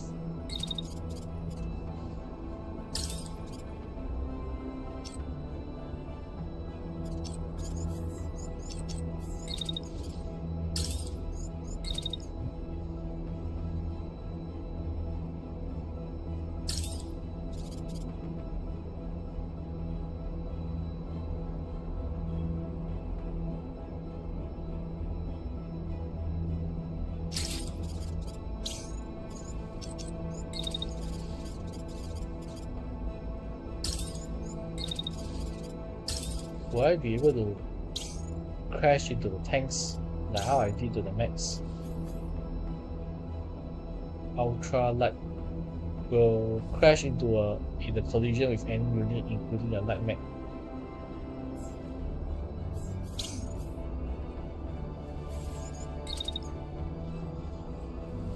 Okay, but I have no close combat abilities.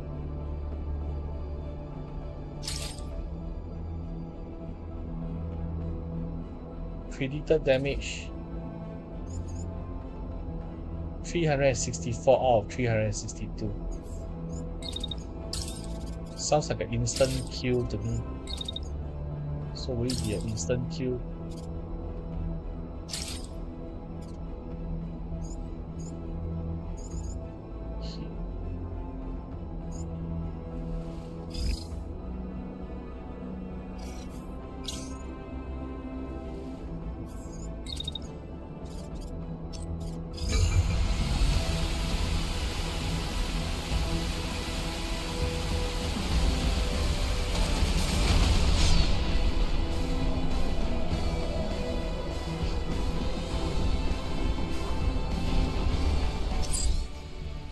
You have intercepted the first target.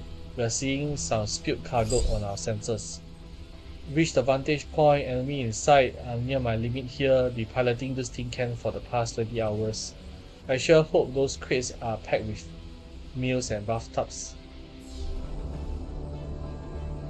A Fyrland freedom fighter forces sniper joins the fight. They have an advantage for this position and can help you stop the convoy. The pilot is extremely fatigued. In this state, pilots lose health every turn. Your own pilots might reach the same state if you push them to their fatigue limit. Fatigued pilots can still contribute to the fight while they have health. Order them to eject once their health gets low. This mech is equipped with powerful thrusters, unlocking the dash action. Dashing can quickly close distances, break missile lock, and evade attacks.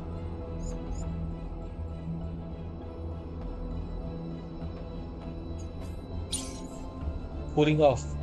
Attacks and dashes can generate a lot of heat, making it hard to pack a turn with actions. Today the weather is in your favor, the rain increases heat dissipation in this fight.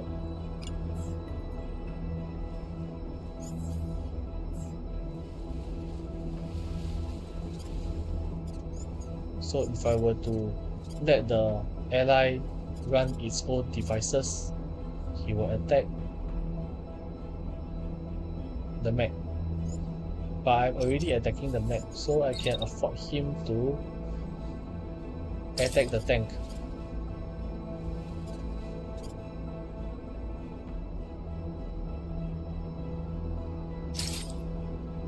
But will the tank die? That's the question.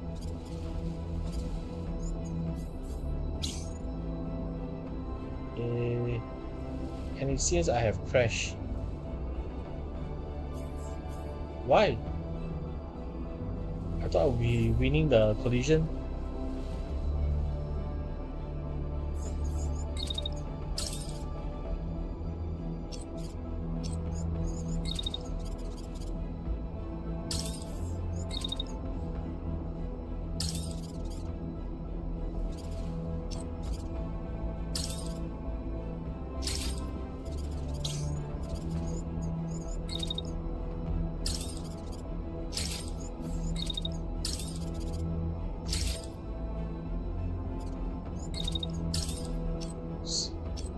It's too hot.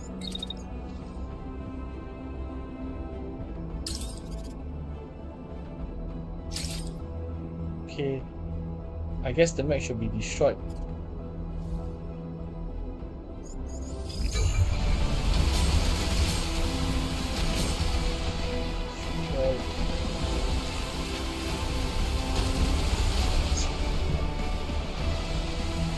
Crash but not destroyed.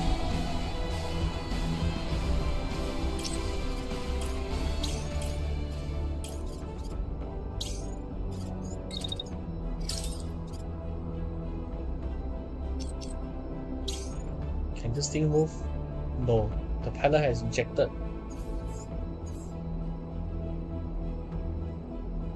Does this mean that there's no enemies on the field now?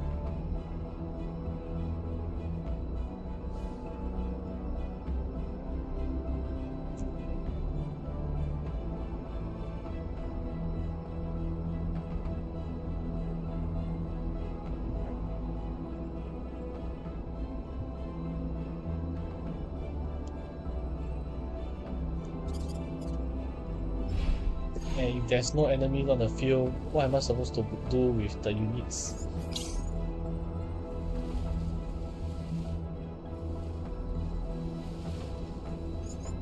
Maybe this ally can try to reach a better vantage point. Too high. Too high.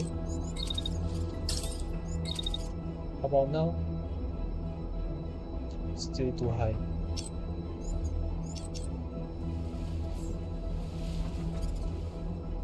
Then for these two units,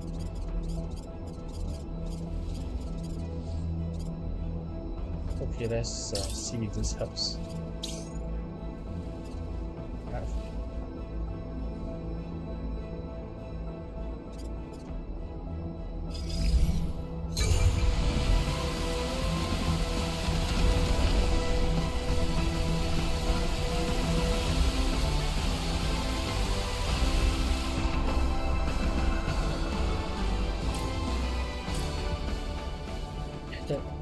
Enemy.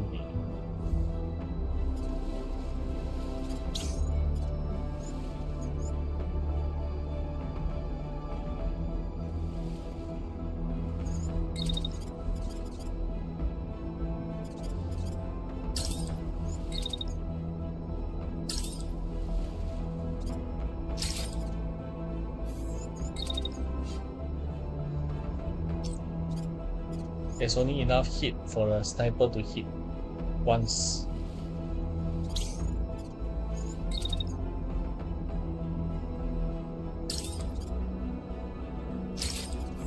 And I need 2 attacks to destroy 1 tank. I guess this mech needs to return from running up. Hell with the attacks. No, can't reach this in time.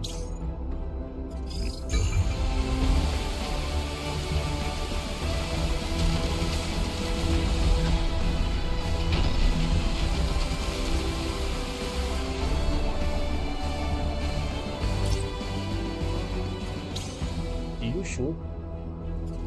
Or did you miss?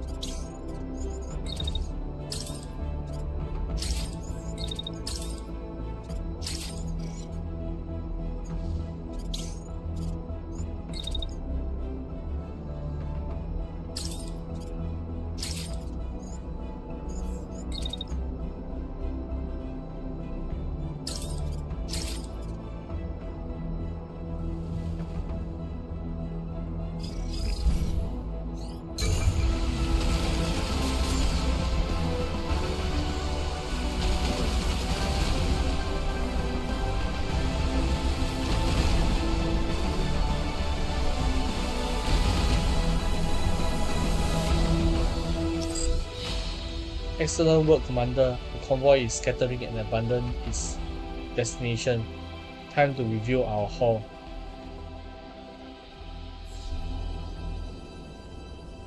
Victory. No targets remain. Mission successful.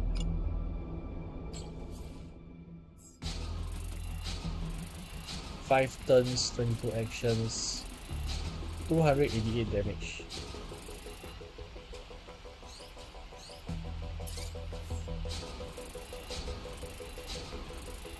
Oh, pilot has leveled up.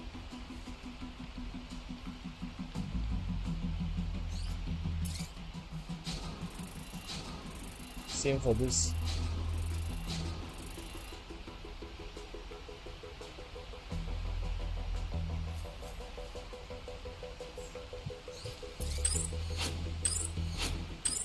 One camp supplies, one hope, more parts.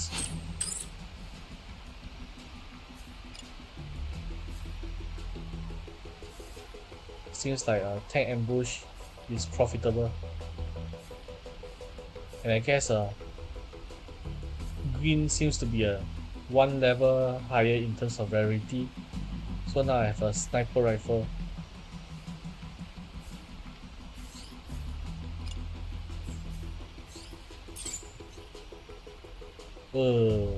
But the mech is old. 45. I can possibly salvage the SMG. Both SMG are duplicates of each other.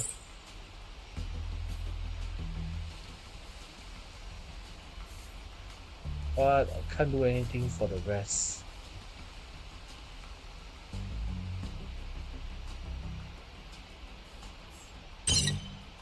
Or I could salvage the torso.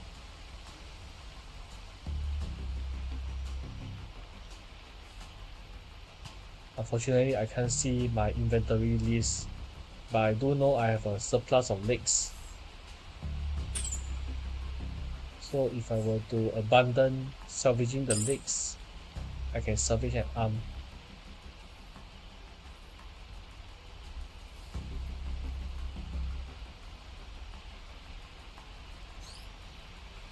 Okay, let's try with this. So your pilots gain experience over the last few fights and are ready to level up. Aside from being highlighted in the debriefing, pilots able to level up will be highlighted with icons here. To proceed, move to the pilot screen. You can quickly navigate there by clicking any pilot below.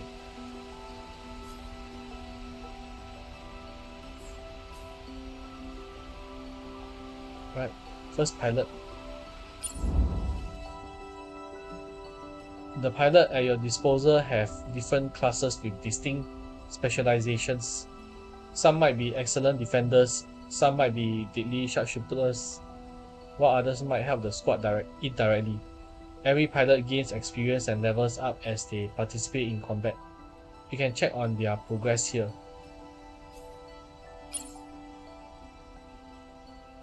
Each pilot has a unique progression tree, a set of traits that is gradually unlocked with every new level. You can hover over the traits to learn their effects even if they aren't unlocked yet. Every pilot starts with a random intrinsic trait based on their class. Starter traits can affect traits further up in the tree, akin to a subclass.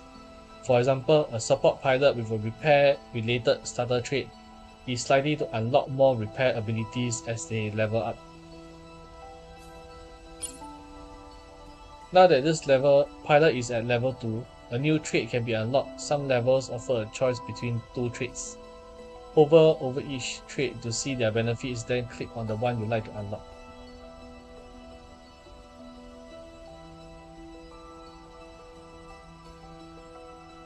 Alright, so this Sierra Lars Jacobson is an engineer, a medium-range specialist adept at indirect combat support and using backpack equipment.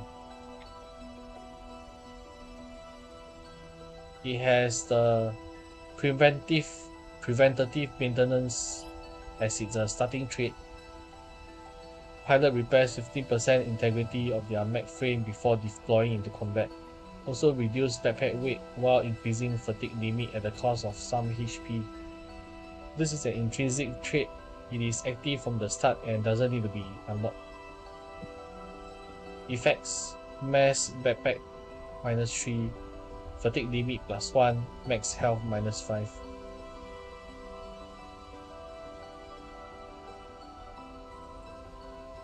So a backpack equipment will become lighter. Not sure by how light. Blinding fire. The pilot modifies their mech so that overheating scrambles missile guidance. This also causes overheating to deal less damage to the mech. Unit overheat damage -10%. Careless. This pilot concentrates on inflicting maximum possible damage at the expense of their health. Weapon damage +35, max health -10.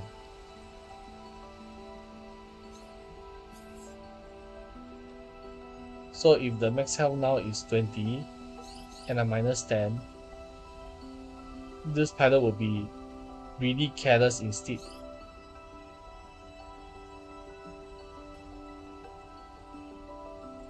Indeed.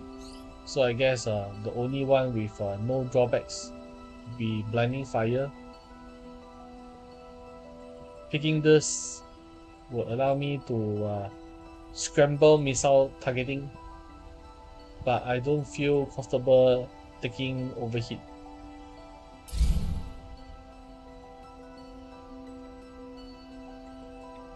Are you sure you'd like to unlock the following trait? The pilot modifies their mech so that overheating scrambles missile guidance. This also causes overheating to deal less damage to the mech. So combat missions net you a set amount of experience, split between all pilots deployed. Smaller squads will level up more quickly and pilots will gain additional experience for each enemy they dispatch. With the new trait locked in, this pilot is ready to face more challenges. Don't forget to level up your other pilot.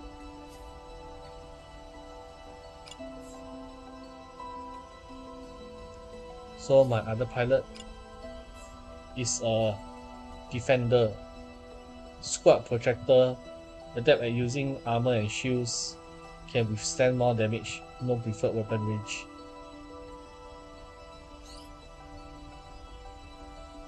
It has the intrinsic trait Fortified. This pilot specializes in defense, increased health and tolerance to fatigue. The piloted mech deals slightly less damage but has increased armor. Body barrier plus 25, weapon damage minus 10, body armor plus 25, fatigue limit plus 1, max health plus 10. It has tactical shield. Shield actions takes less time on the timeline. Duration of the shield action minus 50%. Cold firing. This pilot can reduce damage from overheating at a slight cost to weapon damage.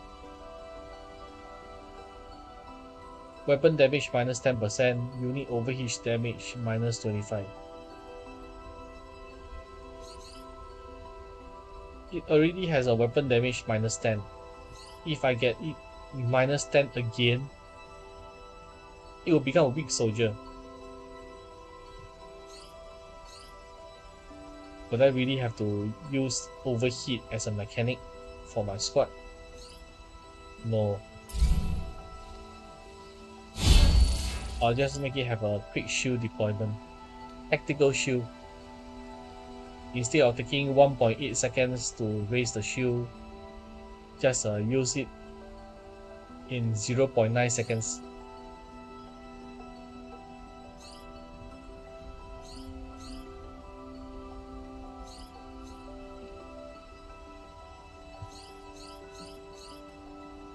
Okay, so with that, you can see I have a fully healed unit and a 91% unit.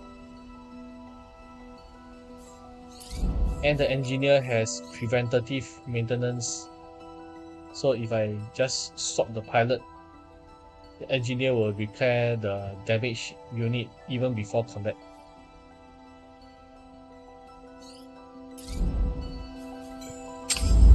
And good news, the damaged unit is using a missile launcher.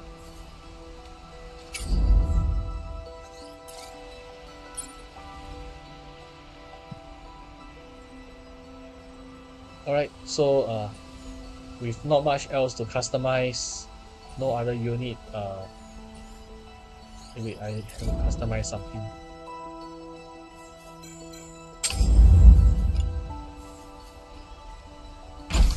Better max.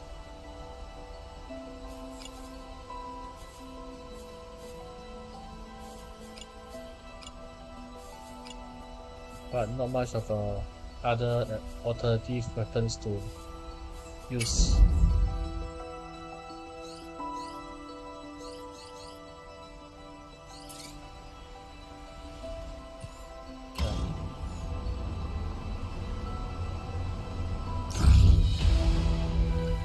Demolition. The Cascade outpost is eerily quiet. According to your scanners, their squads seem to have been mobilized to hunt for the mobile base, searching everywhere but here. The base comes to a stop near the emptied outpost. They won't be back in time to stop you from doing some serious damage.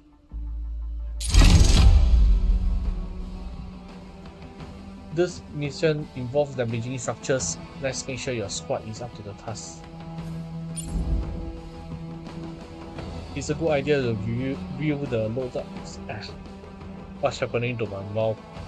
It is a good idea to review the loadouts of your mechs before each mission. You might have improved armor you forgot to equip, a pilot that needs a different weapon, or mission requiring a specific damage type.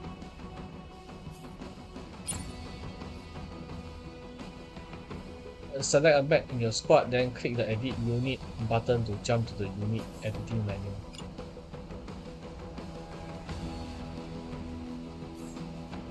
Press the Edit Unit. Edit Unit. Damage check. To destroy structures, you will need to use a weapon with structure damage. Look for a line like this in the damage summary.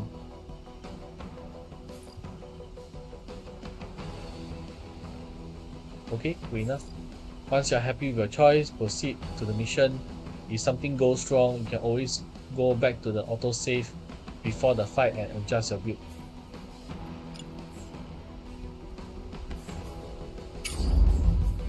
So in this case, I needed to swap my pilots.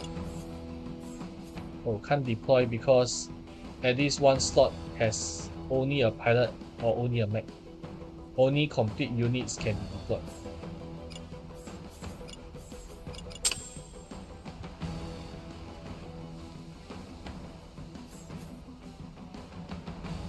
Okay, nothing else to change. I've already changed it in the previous unit customization.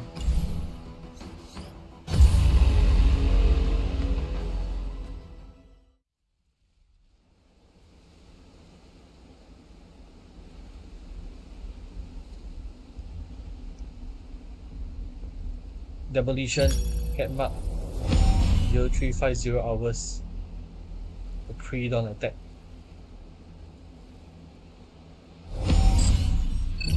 No active threats in sight. Look like they sent all their forces on patrol after the clash in that village. Let's get to work.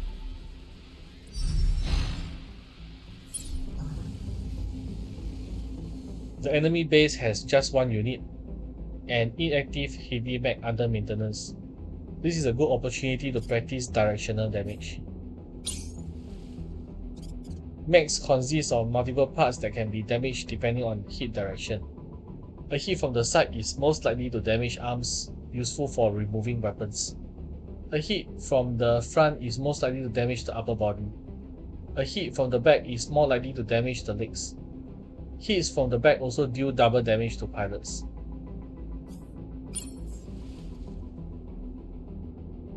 Practice directional attacks and destroy the enemy mech to proceed to the next phase of the mission.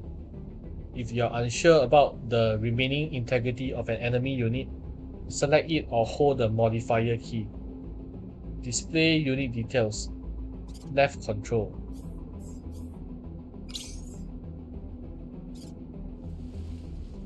Left control. Left control. Or I can just simply mouse it over.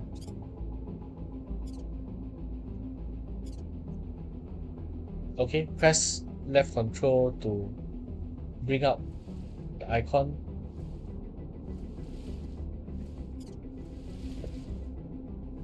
And since what they say, the mech is inactive. Oh, uncrewed. It's a sitting duck. Okay, so now going in for the backstab.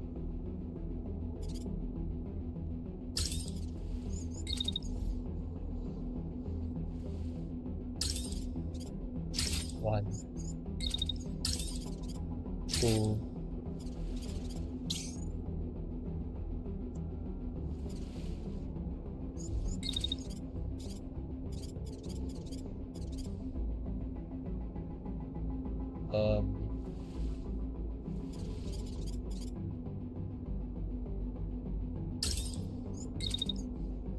I have no idea when to fire. And shooting missiles behind your ally doesn't seem like a good idea.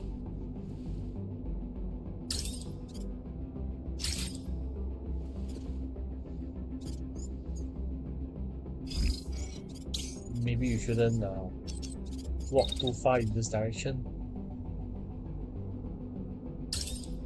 Along here. So is this gonna be a one-turn kill?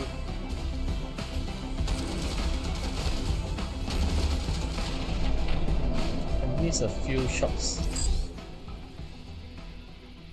This is Outpost Sierra. All squads return to base immediately. We are under attack by unidentified mechs.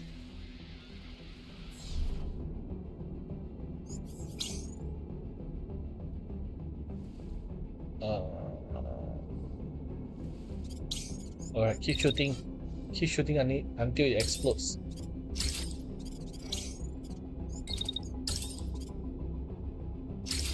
I think this should be enough damage.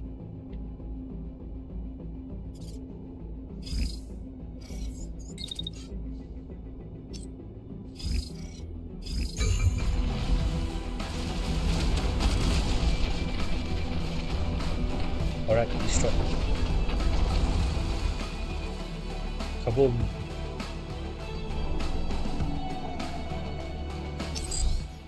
Unit down, all clear. The base is calling reinforcements, but we still have some time before they arrive. You are free to renovate. This mission requires you to destroy enemy structures. Destroy blocks in any building at this base will count towards the objective. Structure damage. To damage structures, you'll need to use a weapon with structure damage. Check your units to view weapon stats, hover or select an attack action on the action bar. Look for a line like this in the damage summary. Once you select the right weapon, you will need to target the structures. By default, attacks require an enemy target, but there is a way to fire at any location. Find a weak spot such as a thin wall here. If you hold the modifier key while targeting an attack, you'll be able to confirm it. Target environment, left control. So this is akin to attacking ground. Attack ground. So if I walk here and I shoot at this direction,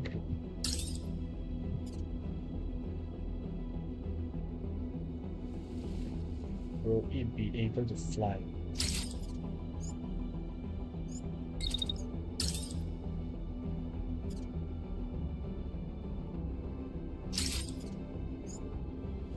No idea, only one way to find out. Well, you can only chain 2 attacks without overheating. So let the other do the attack ground.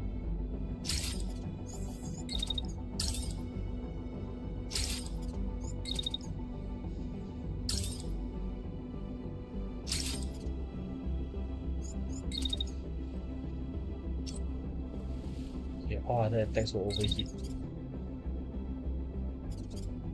Shouldn't be standing too close to the blast radius.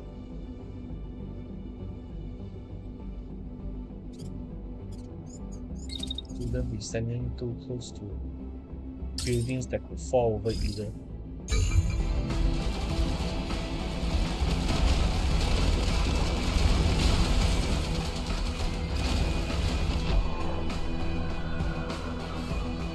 Okay.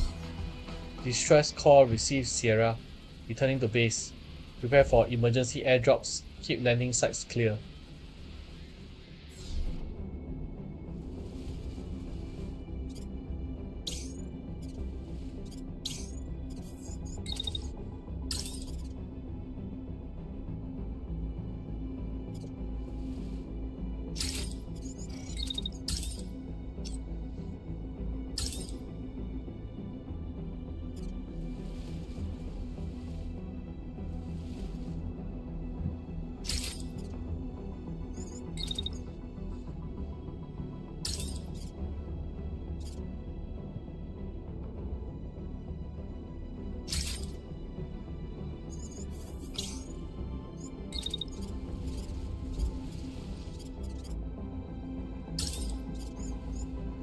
have no idea where their reinforcements will come from, but it seems like most likely they would be somewhere very near me.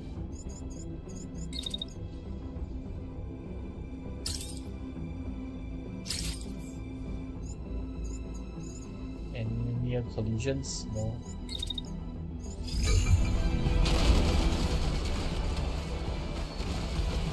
The building is still standing.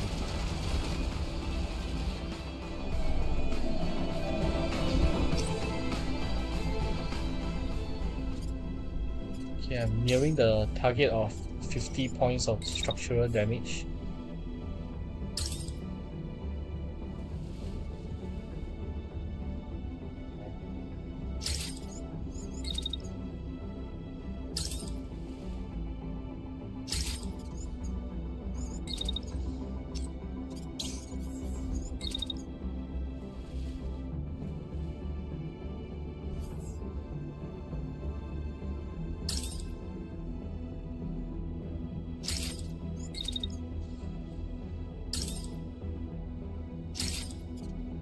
Just shoot everywhere.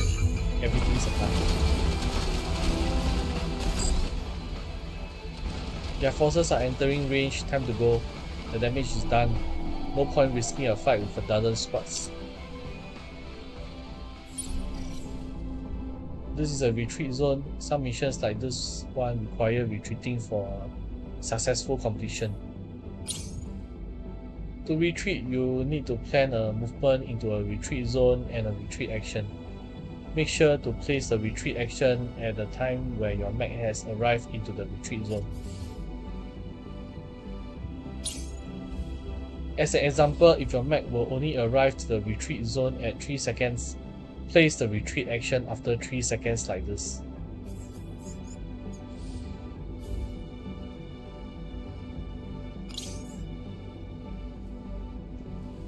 Alright, so furthest away, move first.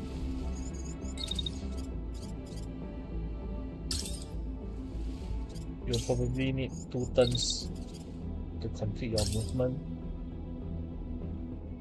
Will it be 2 or 3 turns? And the reinforcements will drop at a very far corner. And since this is a tutorial, I shouldn't be afraid of them running quick enough to intercept me. So run. Run. Will they crash into each other? Yes! They crash into each other! Haha!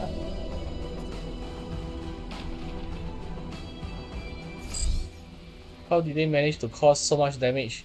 All units, move to intercept. Don't let them escape. More reinforcements. Will they crash into each other again? Perhaps.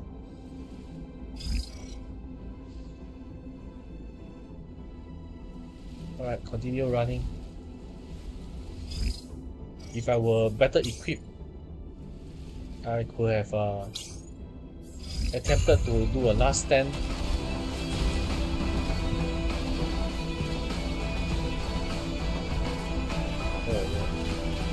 No collision this time. But they did shoot each other in the back.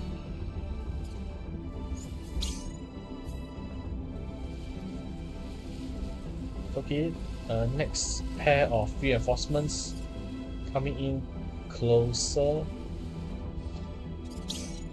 But I should have... Can I put a retreat here? Yes, I can. Retreat. Okay. Then I'll put the retreat at the same time to do a simultaneous disappearance.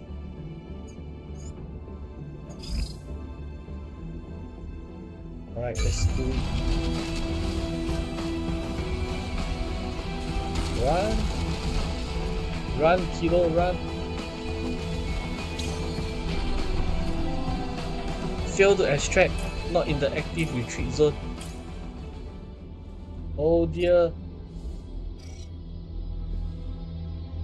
I was hitting the retreat button a pixel too early.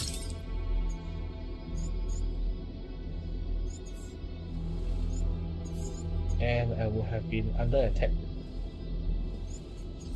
Let's see if I can shield myself from the attack.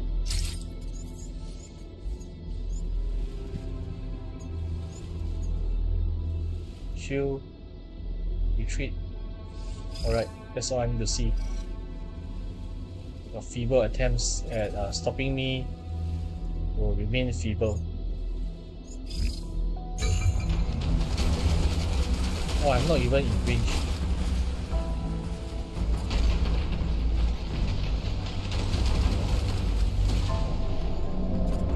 Bam.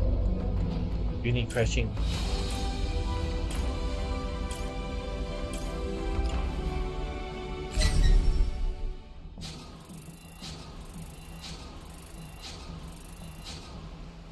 Yes. No damage taken.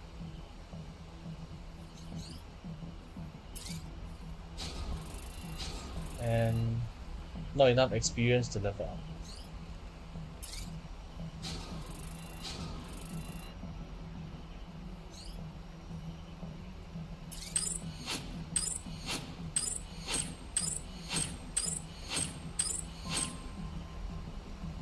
Okay, level 2 parts.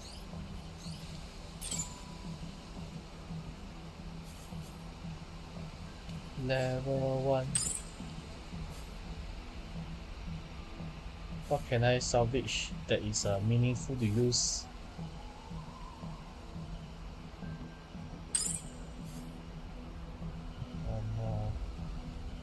Just now I salvaged an arm.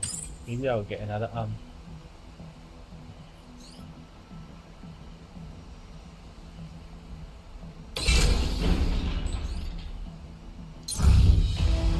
In the command room, a lone red marker remains on the map. It is the enemy stronghold, the largest military installation in the region. Taking it out could end Cascad's influence over this province for good. Local Fyrland Freedom Forces alert you that they are on their way. The crackle of the comms startling your crew out of their thoughts. The stronghold is a daunting target, but it will crack under pressure.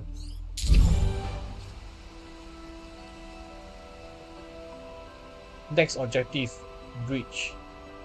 A swift and decisive strike should dissuade the enemy from trying to hold this base. Quickly eliminate the garrison on strike. Expect static defenses and potential reinforcements.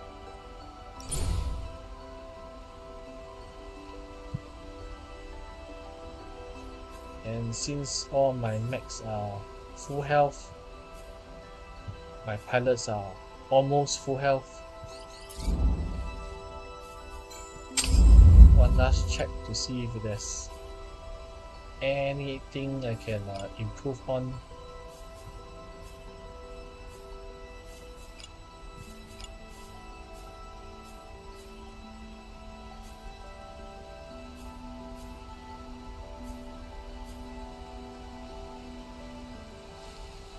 I could change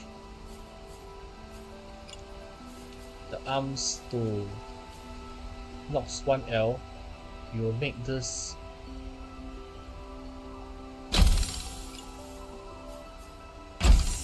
lighter.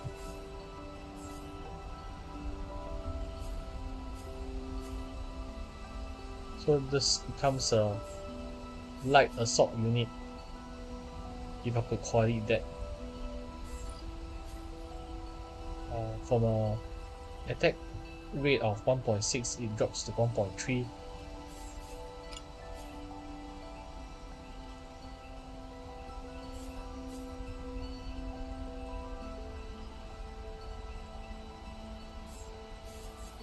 Alright, let's increase the level to deal more damage. I'll leave the defending to the specialists.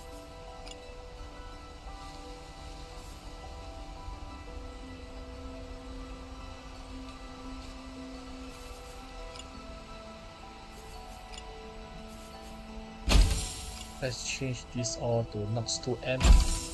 Seems to have a better heat dissipation. Cluster dice.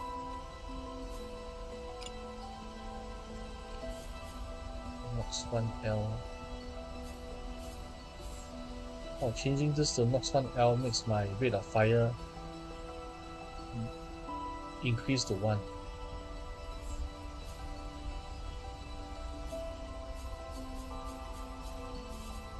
Okay, I'll take it.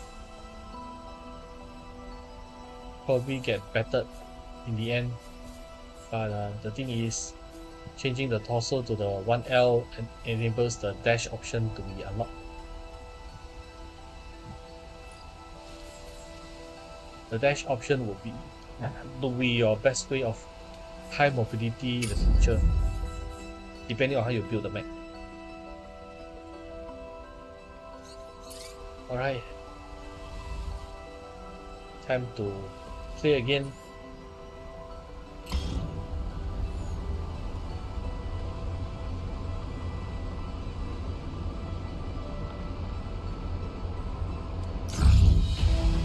The crawler comes to a stop at the same distance from the enemy. The radio crackles with a confirmation from Fyrland Freedom Forces. Everyone is ready to go at your word. This is it. One last punch and this province is free.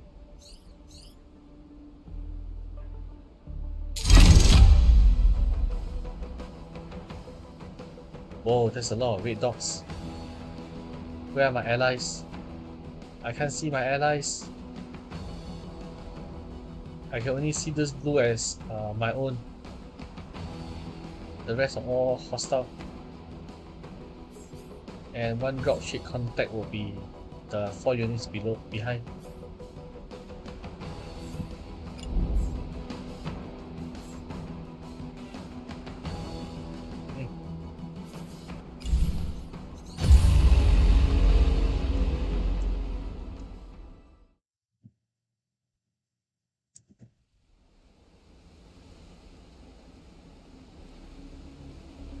Breach.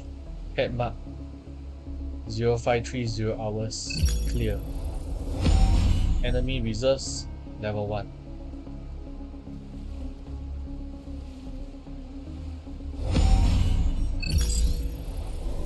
Good to see you, Commander. Our forces are engaging the enemy all over the perimeter. 2 of our mechs will join you at the gates. Give them hell.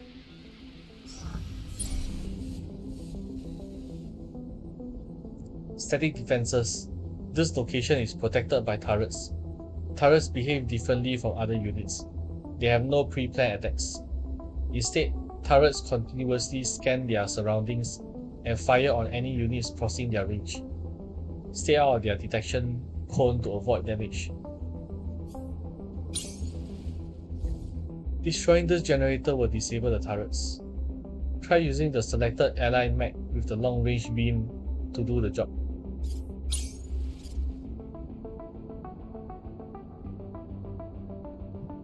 This Fyrland Freedom Forces unit has a backpack missile launcher in addition to its primary weapon and shield.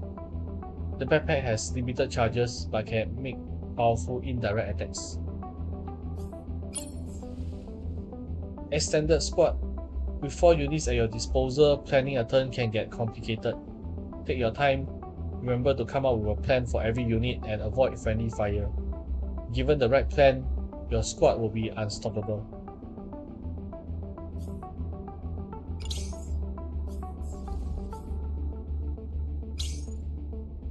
Okay, so I guess this guy is the one with the beam.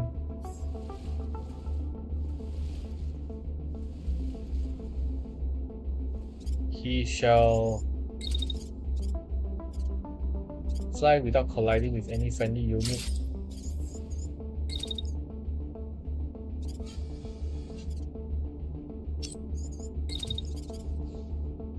Can't dash twice in a room.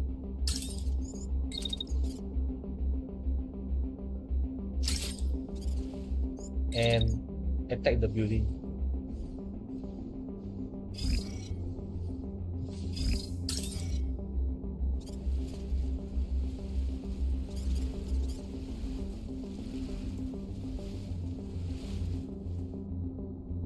Would this be enough?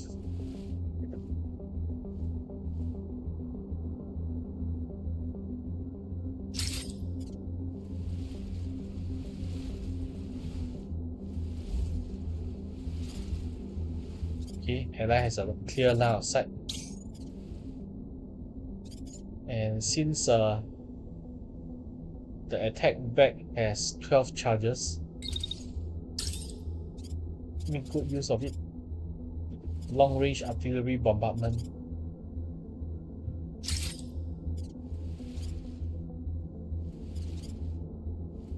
So if calculations are to be believed, the generator will be destroyed, turrets will go offline.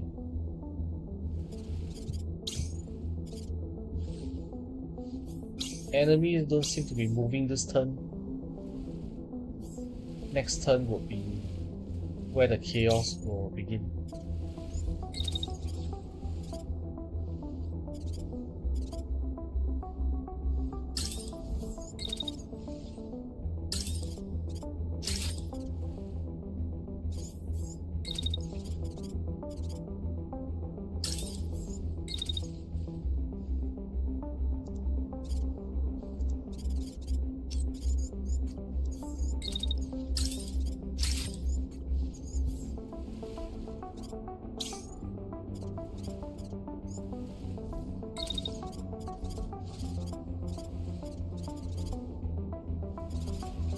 Any other tanks I should take note of?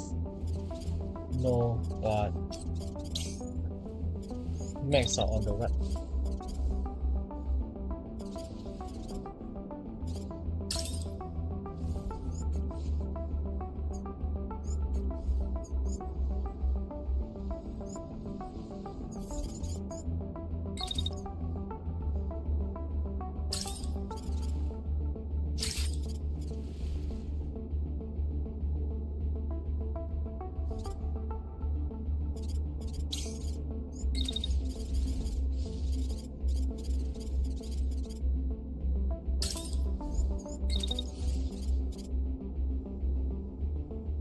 Oh, it's gonna be crowded over here.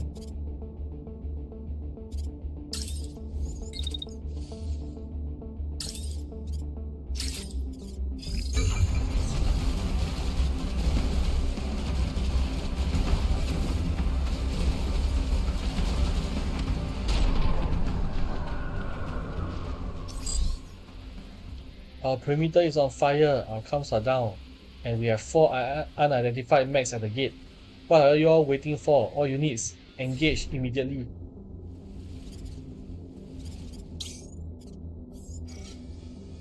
Oh, I'm gonna overheat. Run. Oh, I shouldn't run. I should wait for the enemy to get into the line of the beam.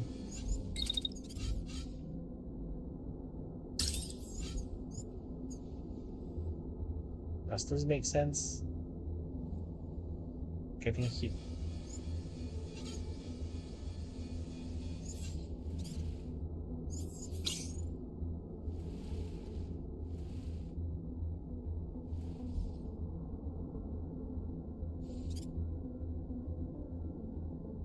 Nothing's getting destroyed this turn.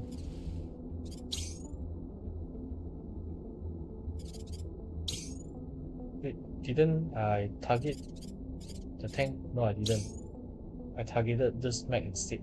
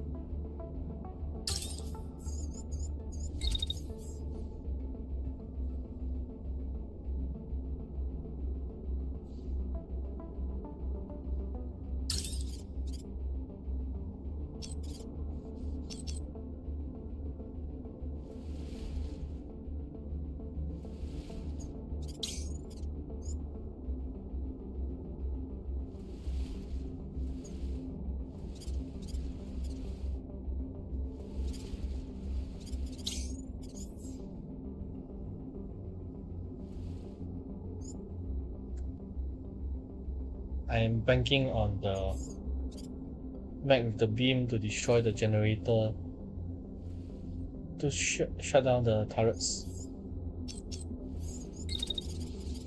Oh. Gamble it is. Gamble it is.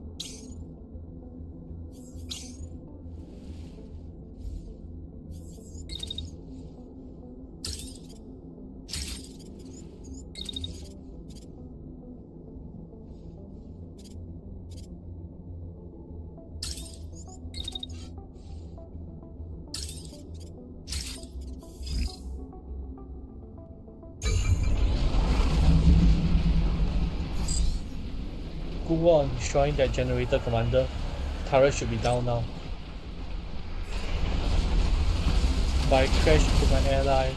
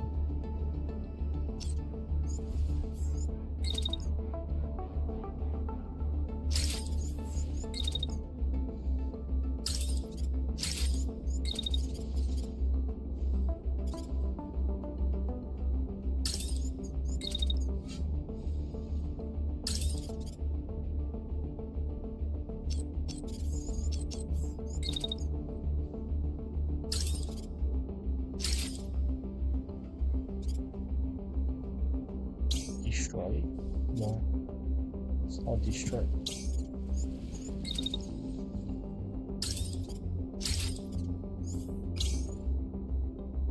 Crash, recovery, and walk away.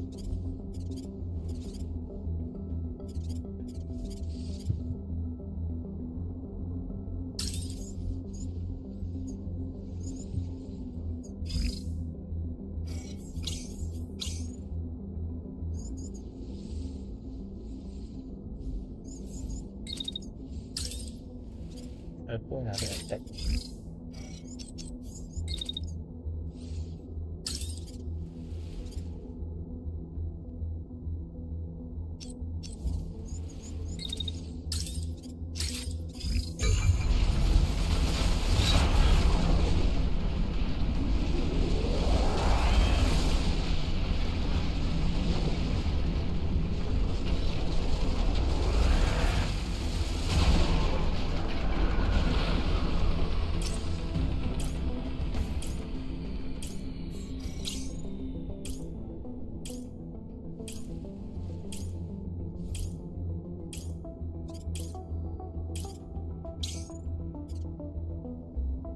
Okay, this map is as good as dead with a few more shots. Ally is overheating. Move into a new position.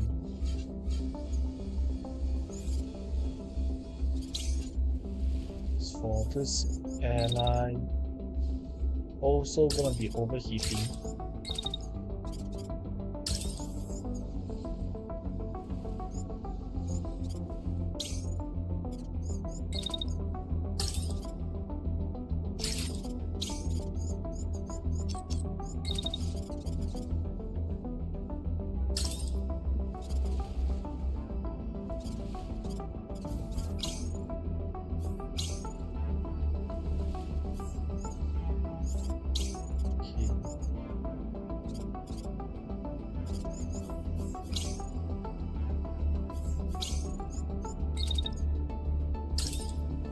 I guess with this much firepower aiming at it, it should be dead.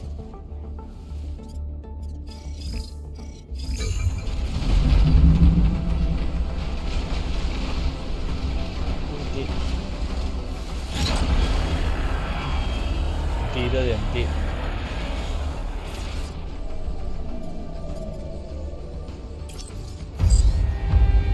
We are overhead, confirming massive damage to the structures and multiple unidentified mechs on site. Quick response squad rapidly descending. Whoa! They are dropping on top of me. Run!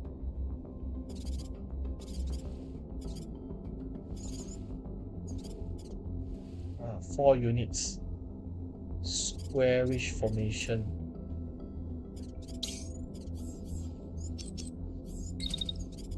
What if I run here?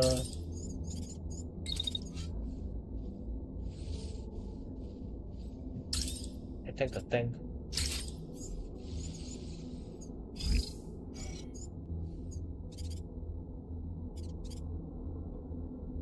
And I won't be caught in the crossfire.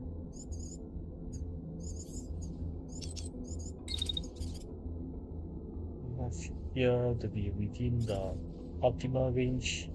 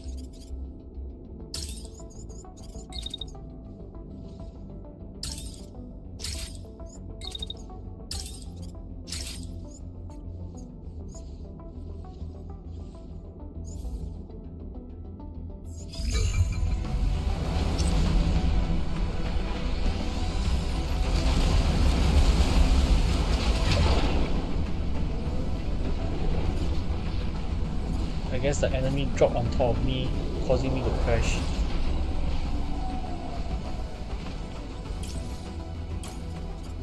Okay, dodge. Okay, but the good news is the enemy sustained enough damage to want to eject.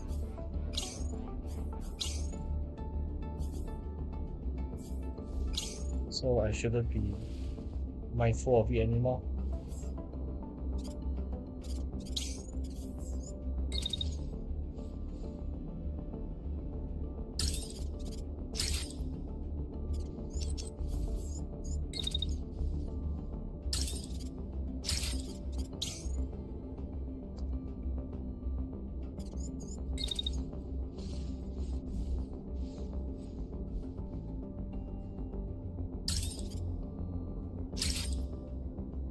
Can't really see when it stops overheating.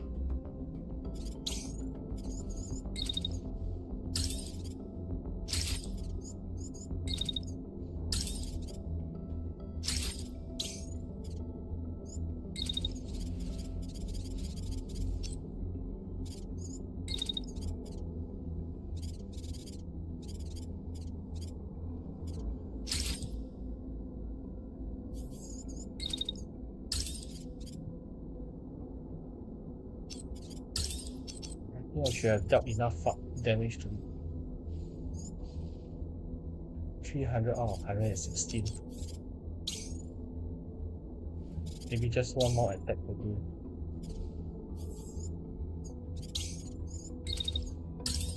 And the other one for this. Rockets for you. And this should be enough damage to kill it.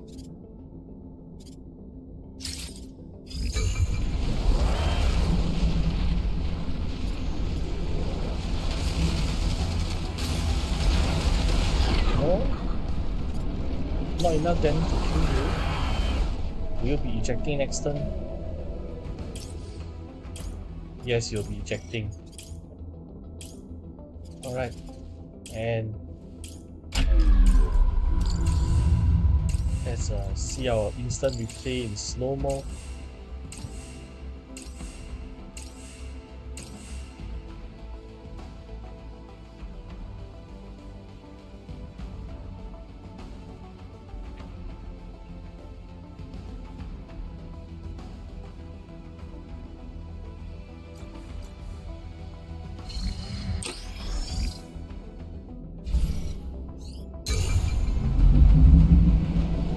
Eject.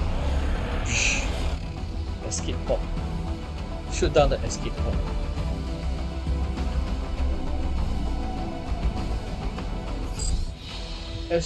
Exceptional work, Commander. The base is secure, the enemy is in disarray, and perimeter squads are on the run.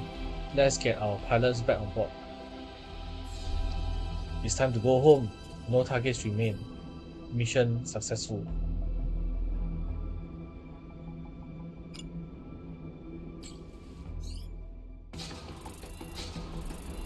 Seven turns, 53 actions, 28 destruction. Damage taken 1.7k. Must be from friendly fire at the crash.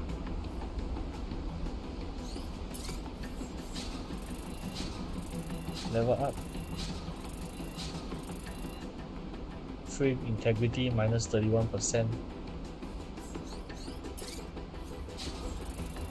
Level up. Frame integrity minus 80%. Okay, nothing victory lap won't cure. Torso, legs, arm. So I have Nox 3H, an entire set of heavy mech as my reward.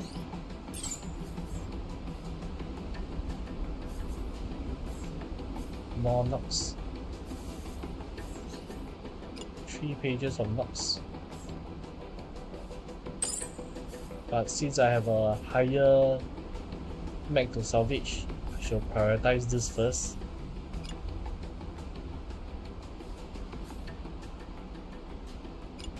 Followed by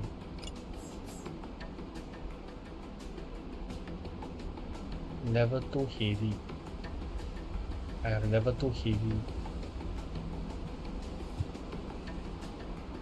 Would it be foolish to just simply salvage everything?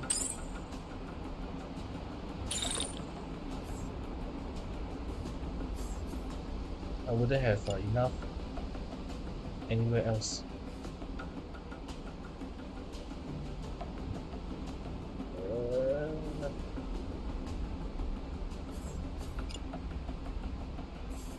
Okay, this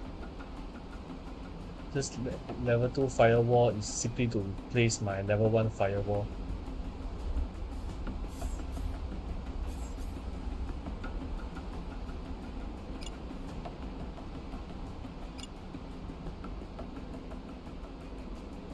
Can't touch the level 1. So all in all, recover 6, dismantle 11, skip 12. Extracted resources would be 475 basic components, 3 uncommon components and 2 rare components.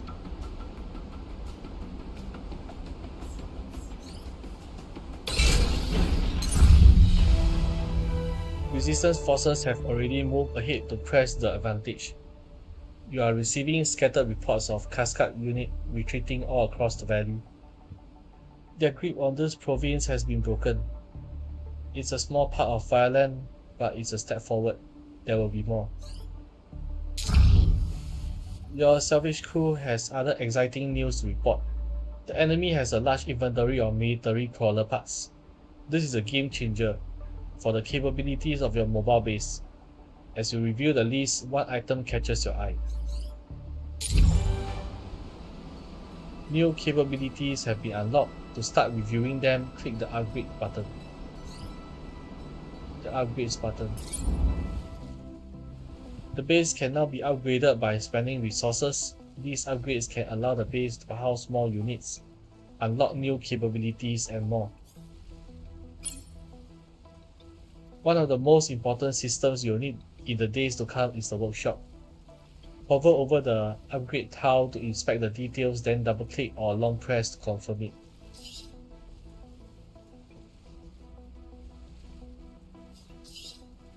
So the workshop restores the composite printers and assembly manipulators, allowing the base to produce equipment and new units if sufficient resources are available.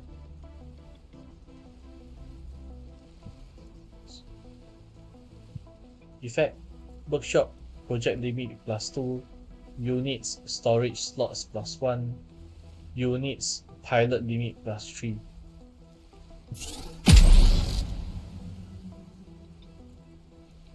Okay, navigate the newly unlocked workshop tab.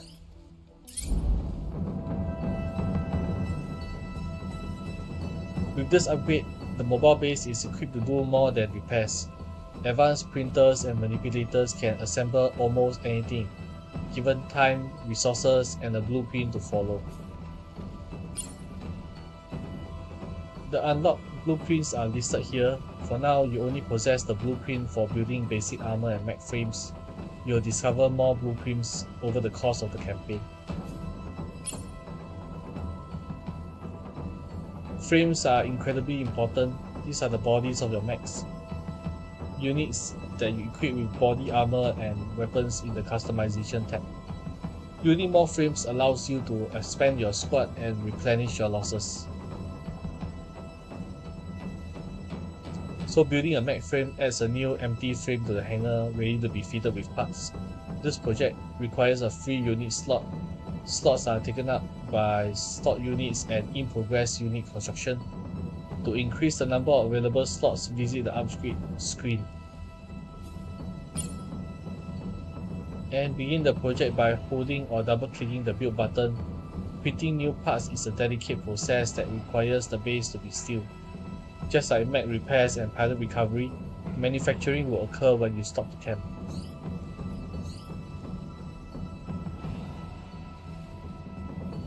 So press to hold, build. And now with the new mech frame being built, let's review equipment manufacturing. You will be able to access research parts by the category buttons here. To unlock projects in the workshop, you will need to research them by scrapping parts. This can be done through the inventory or through the salvage screen. Some projects might recover multiple scrap items to be researched. Check the workshop progress bar on the item information panel to learn more. Higher part quality requires a separate unlock. The parts you manufacture will have the same level as the workshop. That level is 1 right now, but it can be increased. So if you have enough parts with a higher level, you can increase the level of your workshop right now. Follow the instructions on this panel to level up.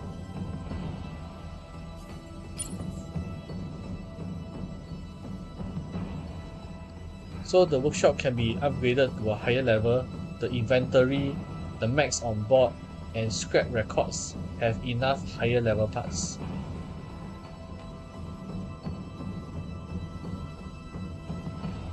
So based on the list here, it says that the primary weapon has 3 out of 3 parts which are higher than level 1.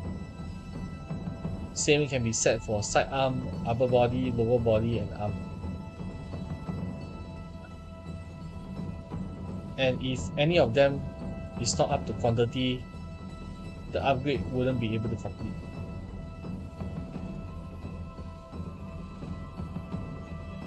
So you are now equipped to face greater threats. You can expand your squad and recover lost mechs. You can make choices between equipping salvage or scrapping it to get resources and workshop progress. It's up to you how to proceed.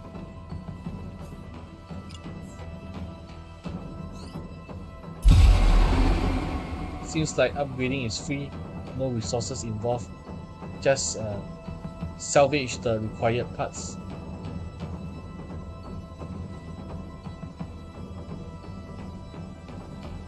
So to get to the workshop level 3, I will need 2 more primary weapons, that's level 3 or higher, 3 sidearms, 2 upper body, 2 lower body, and 4 more arms.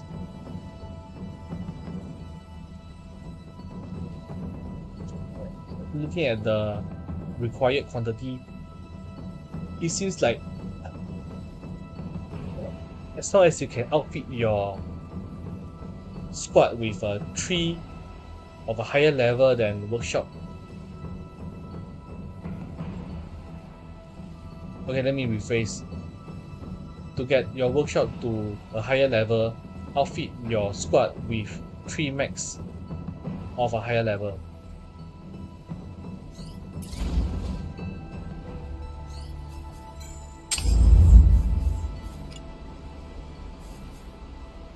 Level 3 weapon, level 3 unit.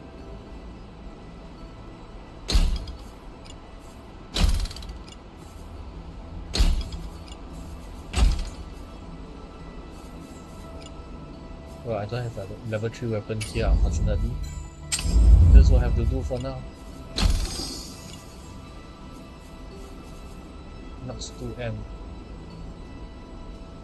So this is a Nox 2M mech, followed by a Nox 2M of higher level. Okay, never mind. So at level 3, their class specific special abilities here will be unlocked.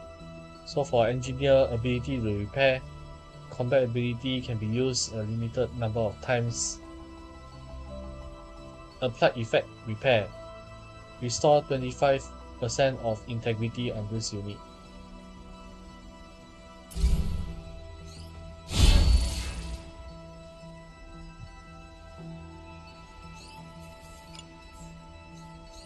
For a defender, ability pulse field.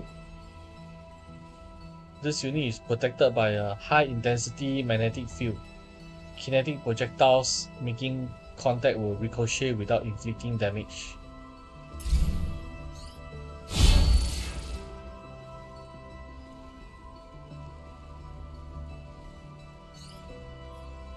So he can attract aggro and receive no damage out of it. I guess that's a good trade-off.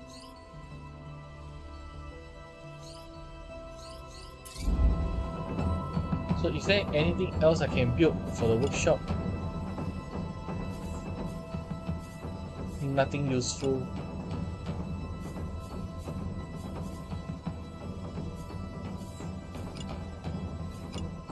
No projects, no projects.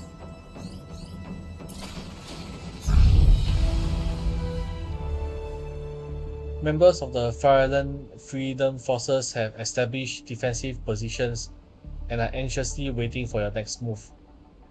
It's time to lead them into the next province.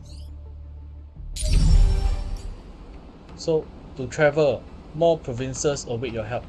To proceed, you will need to approach the frontline outpost at the edge of the province and confirm your next destination.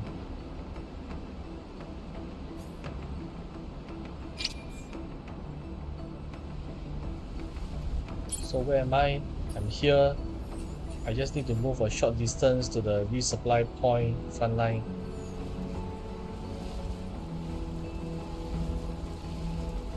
No other points of interest. I guess that's it for this area.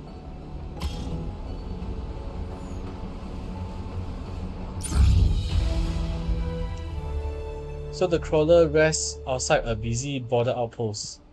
Outside, your allies are busy preparing defenses, helping civilians, and packing to join you on the road to the next province. A few of the 3F pilots approach the base, inquiring about joining your squad. Allied outposts in liberated provinces allow you to select your next destination. You can also recruit new pilots before you depart. Your squad will automatically recover on the way to the next region.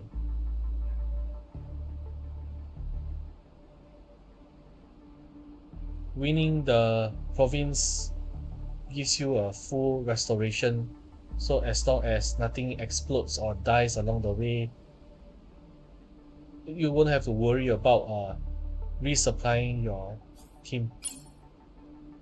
So let's recruit a pilot first.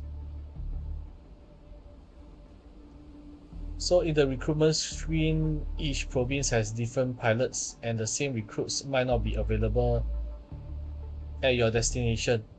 With just 2 pilots currently at your disposal, it's a good opportunity to expand your roster. Growing your ranks is essential for survival. Camp supplies might become scarce, pilots might be critically injured, or you might be pressed for time and unable to camp. Click this button to review the first available pilot.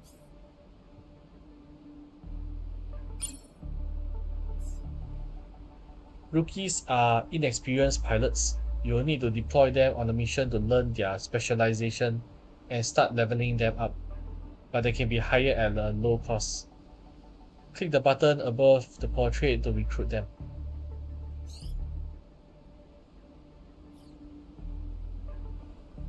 Okay, I have 1,515 basic components. Well, more than enough to recruit a pilot.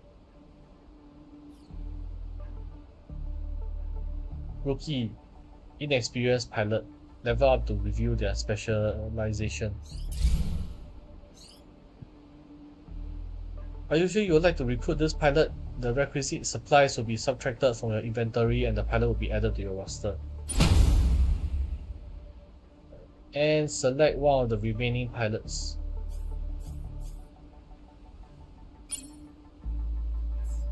Some pilots might be veterans. They can be costly to hire and they might already be leveled past the first selectable trait. Veteran pilots might be the right pick if you need to quickly fill a specific role.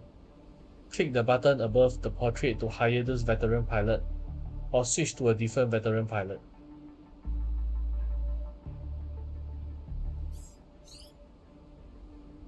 So what does it do? 250 basic, 40 uncommon, 10 rare, 1 unique core.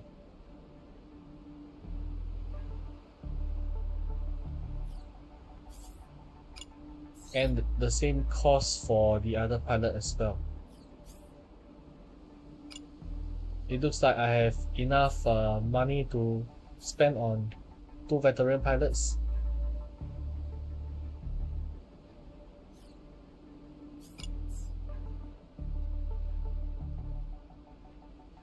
Dead-eye.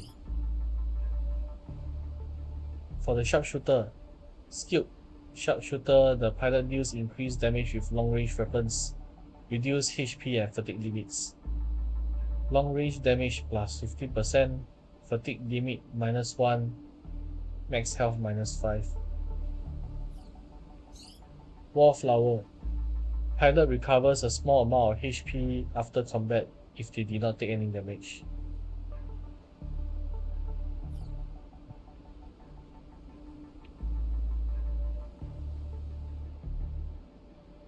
Okay, the rest, since they are not being unlocked, we'll have to read them out. For Foxtrot, Interceptor, Intrinsic Trait, Short Range King. This pilot is adept at using short range weapons and inflicts more damage with them. Short range damage plus 25, unit speed plus 2, fatigue unit -1. It has a tactical shield.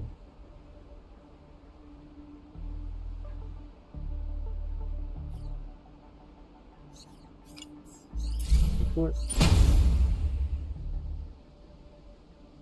With 4 pilots at your disposal and a new mech being assembled in the workshop, you are ready to depart for the next province.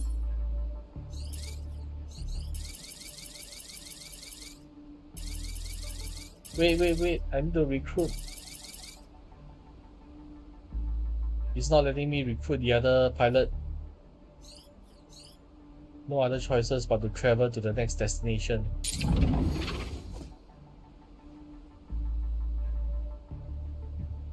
The occupational forces are holding the rest of Fyrland. and vastly outnumber your team and the rest of the 3F. However, there's always a weak link, a place where enemy grew complacent, neglected maintenance, or left valuable targets unprotected. So the Fyrland forces will provide you intel about enemy vulnerabilities. In some cases, there will only be one obvious choice. In other cases, you can choose between multiple destinations with their own pros and cons. Click this button to select the destination suggested by the resistance.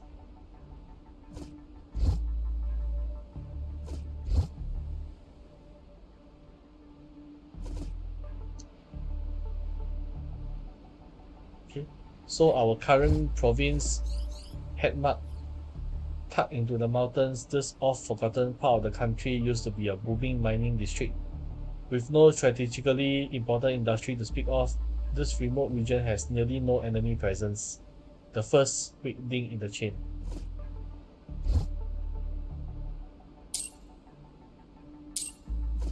Okay, and I select Hosford.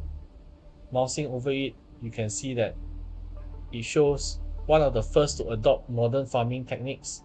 It is a thriving agricultural province.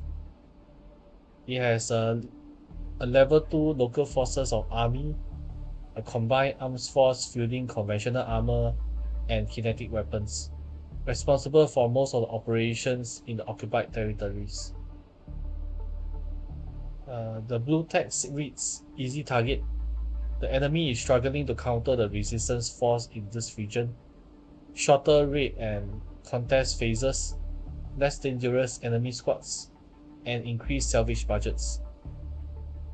The heavy mechs in this province deploy without secondary equipment and are easier to destroy. Secondary equipment meaning sidearms, shields,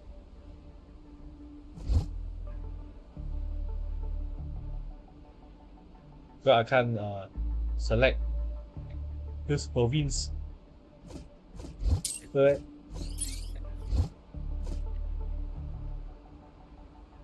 Okay, so once you have selected a potential destination, you can review the available intel here. This panel is similar to the mission preview and can list important modifiers, enemy strength, and other details. Once you're ready to proceed, click the travel option next to the recommended destination.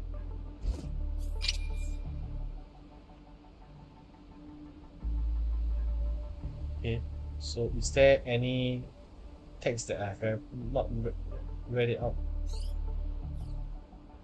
Nope.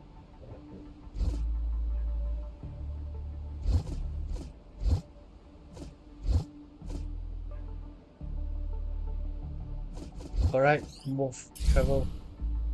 Depart to this destination. Your pilots will rest, your units will be repaired, and workshop projects will finish building on the way to the selected region. The resistance forces will follow you and the next operation will begin once you arrive.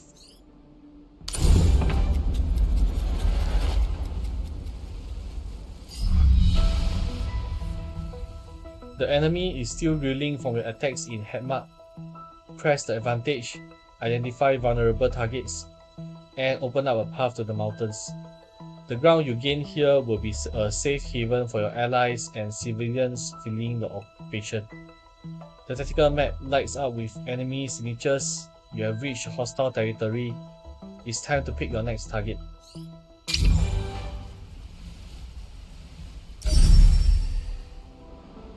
New waypoint, break in. 1 star. New waypoint, bunker breach. 1 star. New waypoint, take over. 4 star. 4 star? Huh? That's a big increase in difficulty.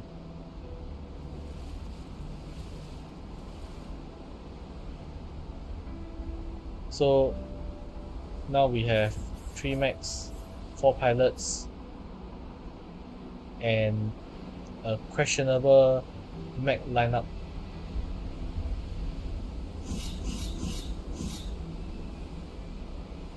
the enemy will regroup in 24 hours. So if I were to not attack anyone for the next 1 day, the enemy forces in this province are regrouping after a recent disturbance. Left unattended, they will gain ground and might find your base. Attacking enemy sites and interacting with points of interest will delay this countdown.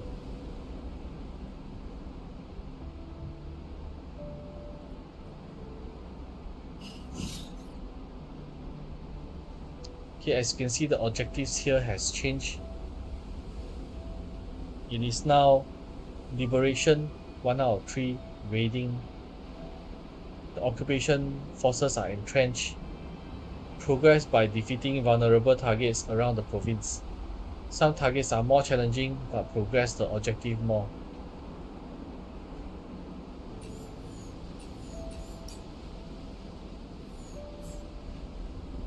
This 4-star is so valuable that once you attack it, you fill up the bar immediately.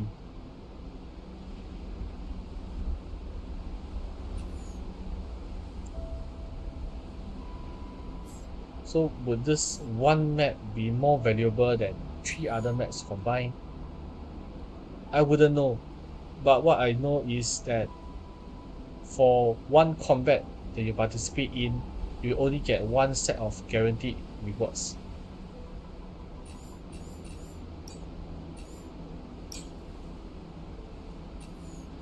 So by participating in 3 combats, you will get 3 guaranteed rewards.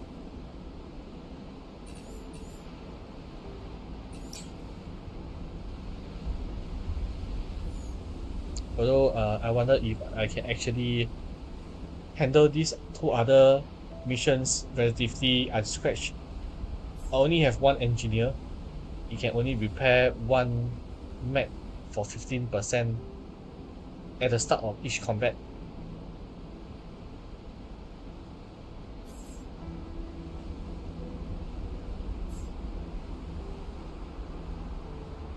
Well, looking at the conditional rewards, looking at the guaranteed rewards,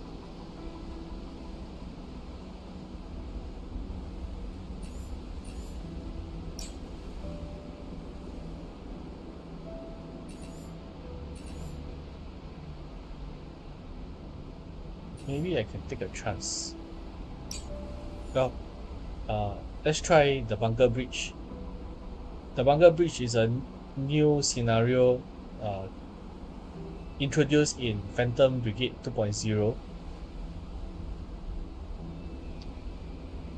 Underground combat.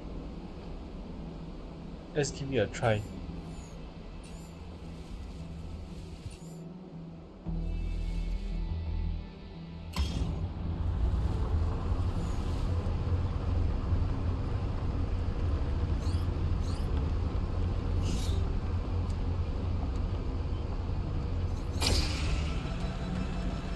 Overdrive.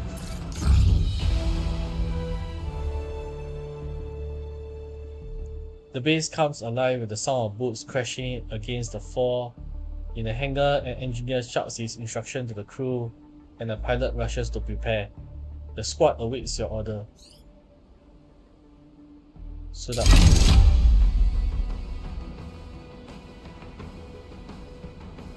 Bunker breach. You have limited intel on the garrison of this underground complex.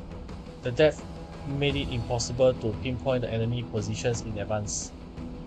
The enemy is unaware of your presence. Move carefully and eliminate every hostile squad you encounter. Guaranteed rewards, unit cost, which is a currency for production and manufacturing, and the weapon subsystem, which we don't need yet, because we don't really have that many weapons of higher rarity.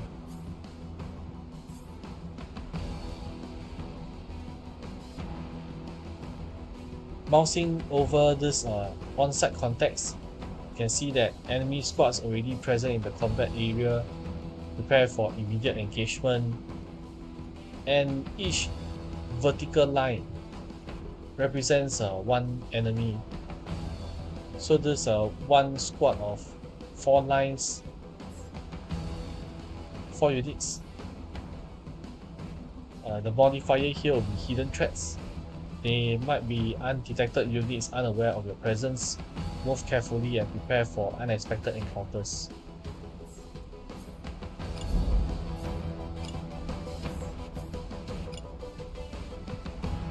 Okay, so this is the new mech frame we built. Really a frame.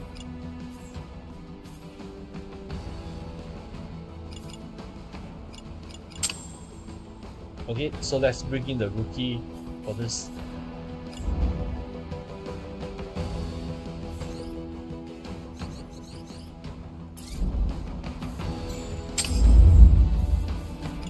Weapons, assault rifle, sidearm, firewall.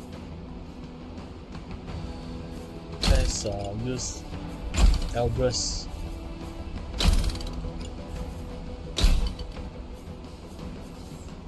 Okay, since Elbrus is the model of the mech, it comes with a tutorial mech with a tutorial pilot.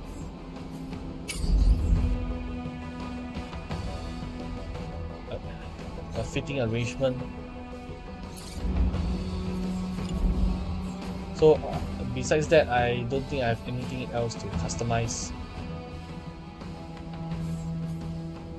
I don't have enough level 3 mechs.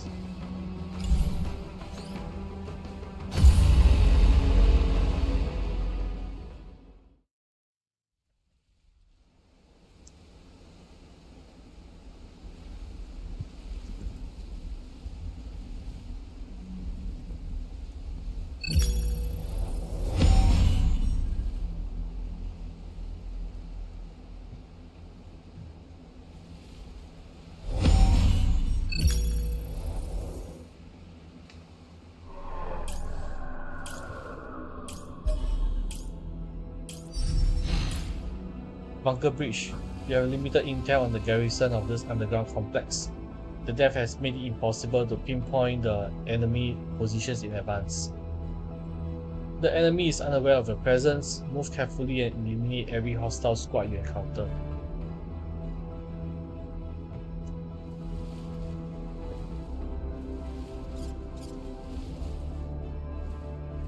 So I'm in the corner. I expect any of the corners over here would be populated with the enemy. Unfortunately, I do not know which corner it is.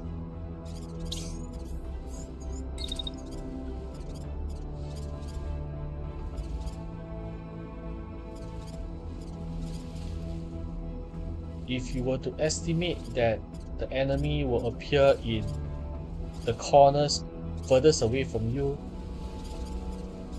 then work towards the assumption.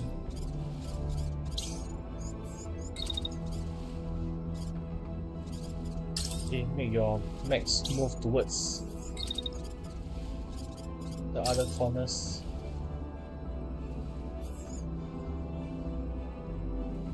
Any collision? No collision.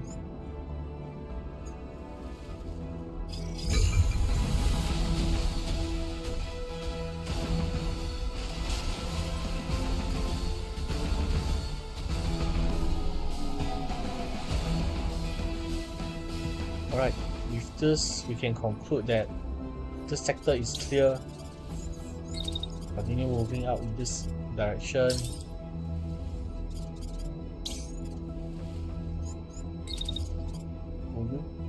Okay.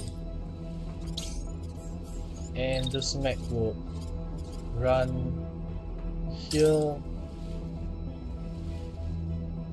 And I wouldn't know whether there will be enemies here or here.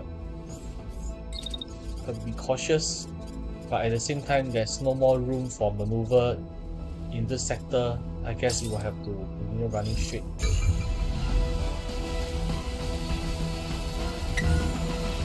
Enemy spotted! All 4 in the same corner.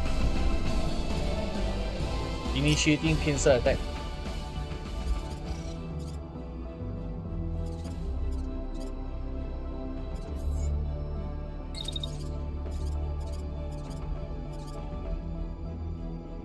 And while only 1, 2, 3 max are attacking these 2 allies, they will do a retreat, a hit and run.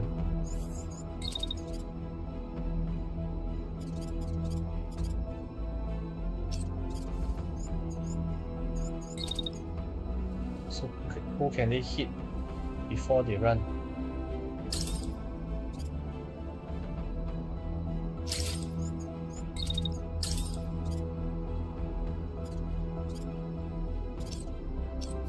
Yeah.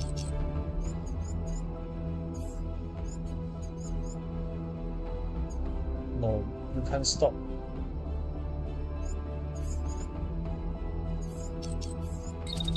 Stop and you'll collect.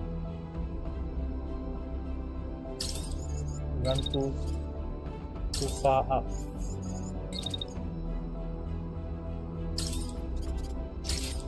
Run too far up and you won't be having enough time to retreat.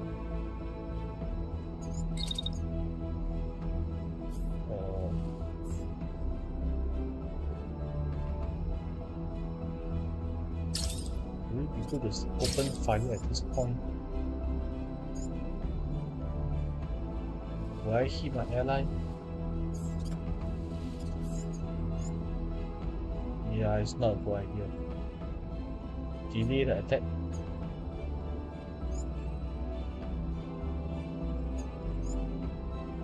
Okay, opens fire immediately after the ally has retreated. You will have to retreat as well.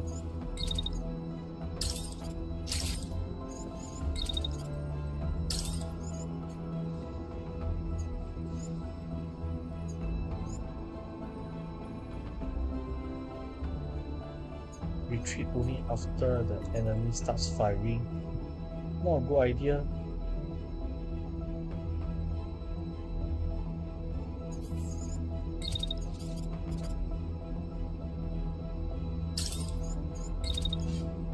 Will this work?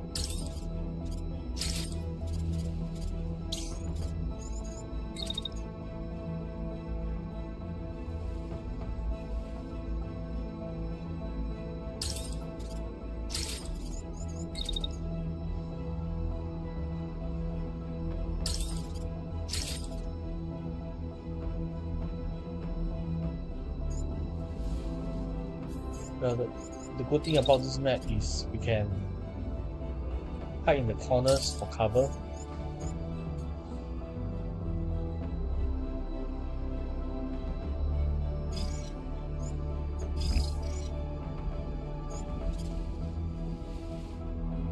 Engage enemies at choke points.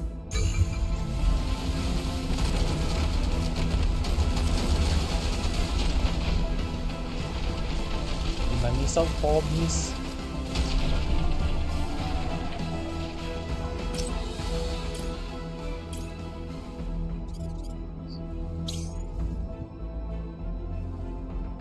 If someone is targeting this enemy, he can serve as a good decoy. I'm overheating. Why am I always overheating?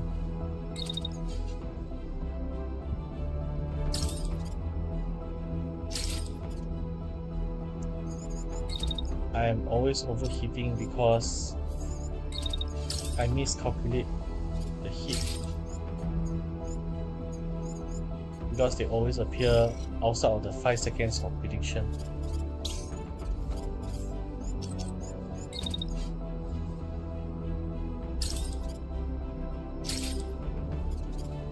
It's blocked.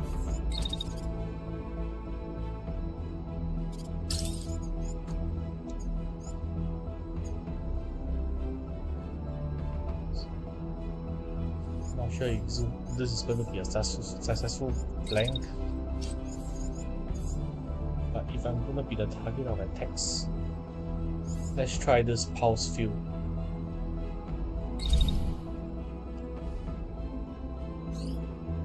This unit is protected by a high intensity magnetic field kinetic projectiles making contact will ricochet without inflicting damage. This unit is protected by... why is the second paragraph the same as the first paragraph? Limited charges. This action can only be performed a limited number of times per fight. So I guess the number 2 up here represents the number of times you can activate. And I've activated, number goes down by 1.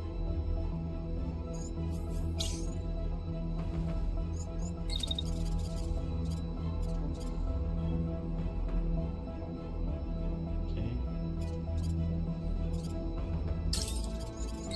Shoot. Can I even shoot?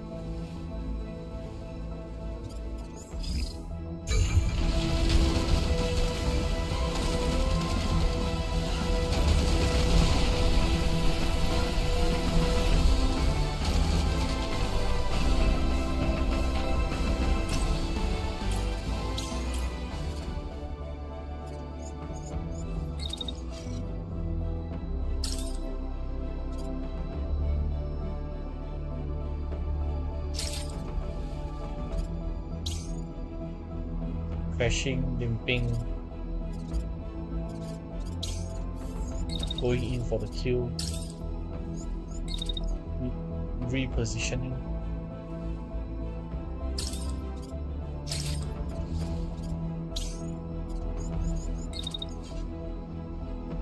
Oh.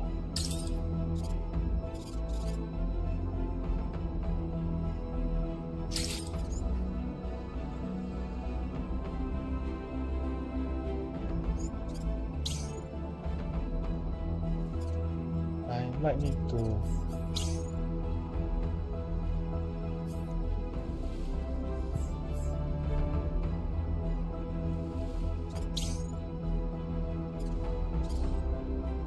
to raise my shields against this.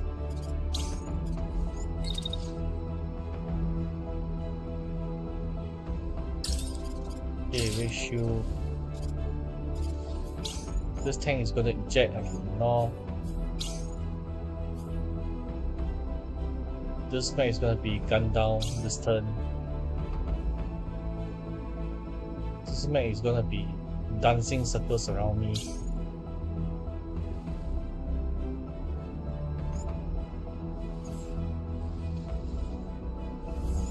Okay, I guess I should go the long way to flank it.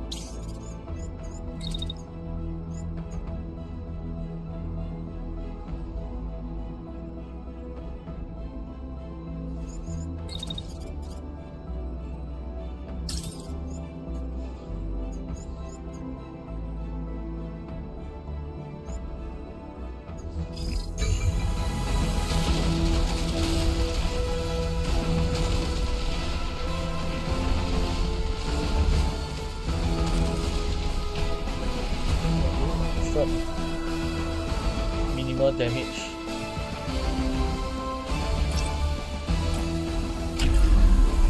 Let's see that again.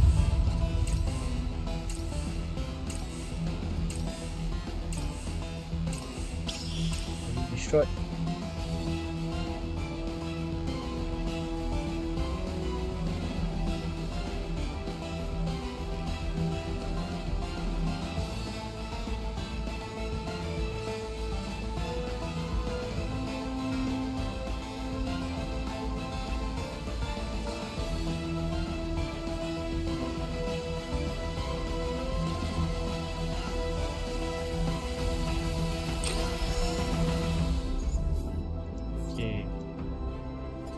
This mech will eject. This mech is the problem. It's gonna attack me once and run away.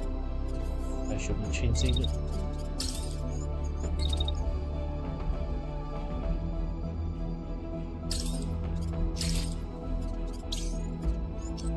Change direction. Continue pursuit.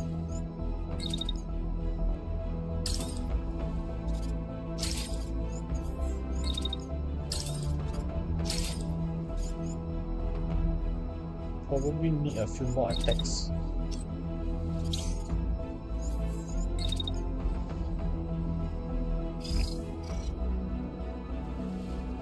run in time to fire a salvo.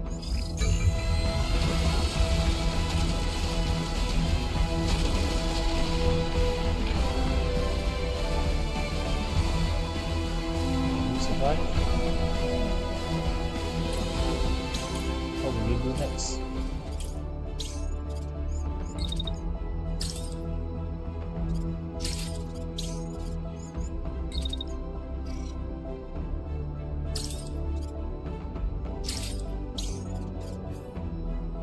Will this be enough to concuss the pilot?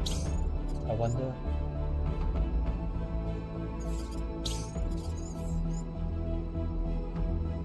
I don't think so. I don't think I can do enough pilot damage for this. Okay, just retreat a bit, just to be sure.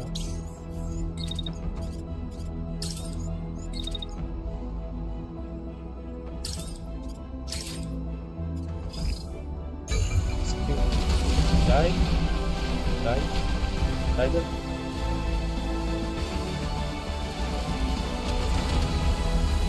No, you're not dead yet.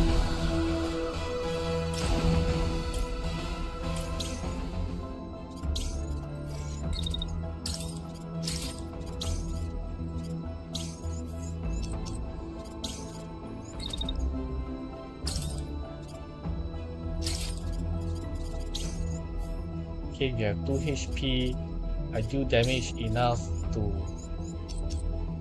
reduce your pilot health to 0. Unknown. Concuss. Yay, my first concussion kill of the session.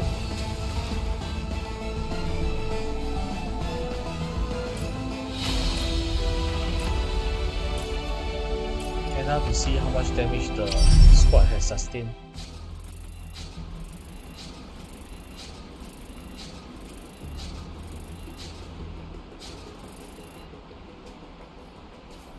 $910. Units destroy 1. Okay, good news. I have 1 more level up for my experienced pilots. Oh, engineer didn't level up. Rookie level up.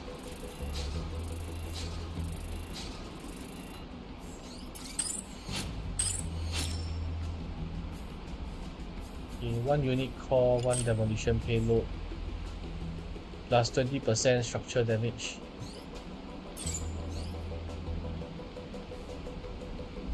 A new level 3 unit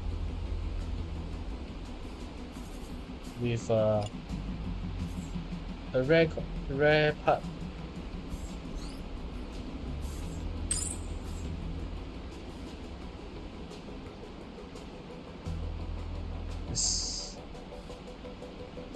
Looks like keeping all the parts for this level 3 unit is all that I can do. Okay, confirm salvage. New waypoint, elimination. Patrols such as these aren't the biggest threat out there, but they can interfere with more important operations or threaten the mobile base. Neutralize the enemy forces in the area.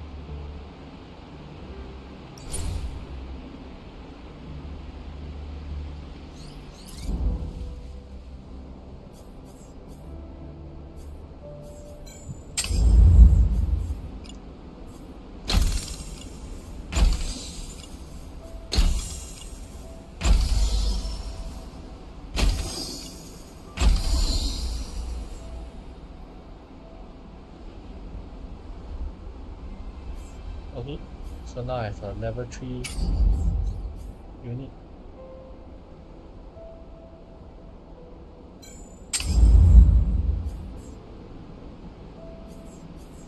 And this particular level 3 unit will be repaired by the engineer with its preventative maintenance before the next combat.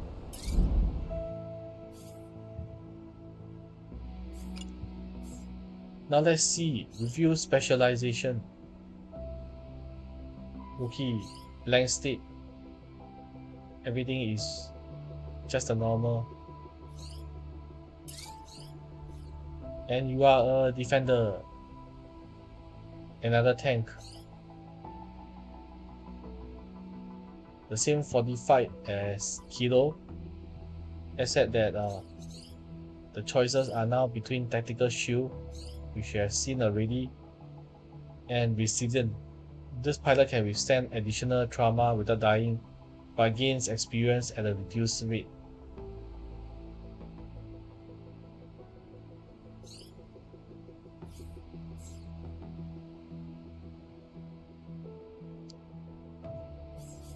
Okay, Kilo, level 4. A choice between restorative sleeper. This pilot will keep the well-rested status for 2 additional turns of combat.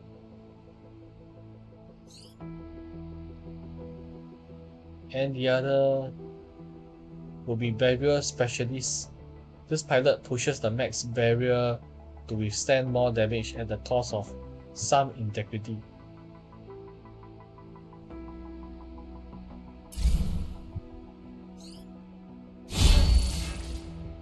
So based on the current stats, having fortified and being a barrier specialist would net you a 70% increase, 5% increase,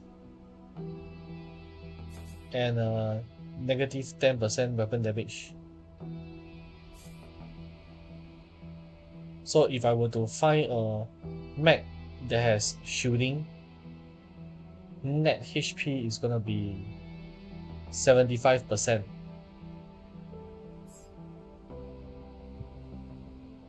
Well, if the mech does not have any shields, the body barrier bonuses doesn't add up.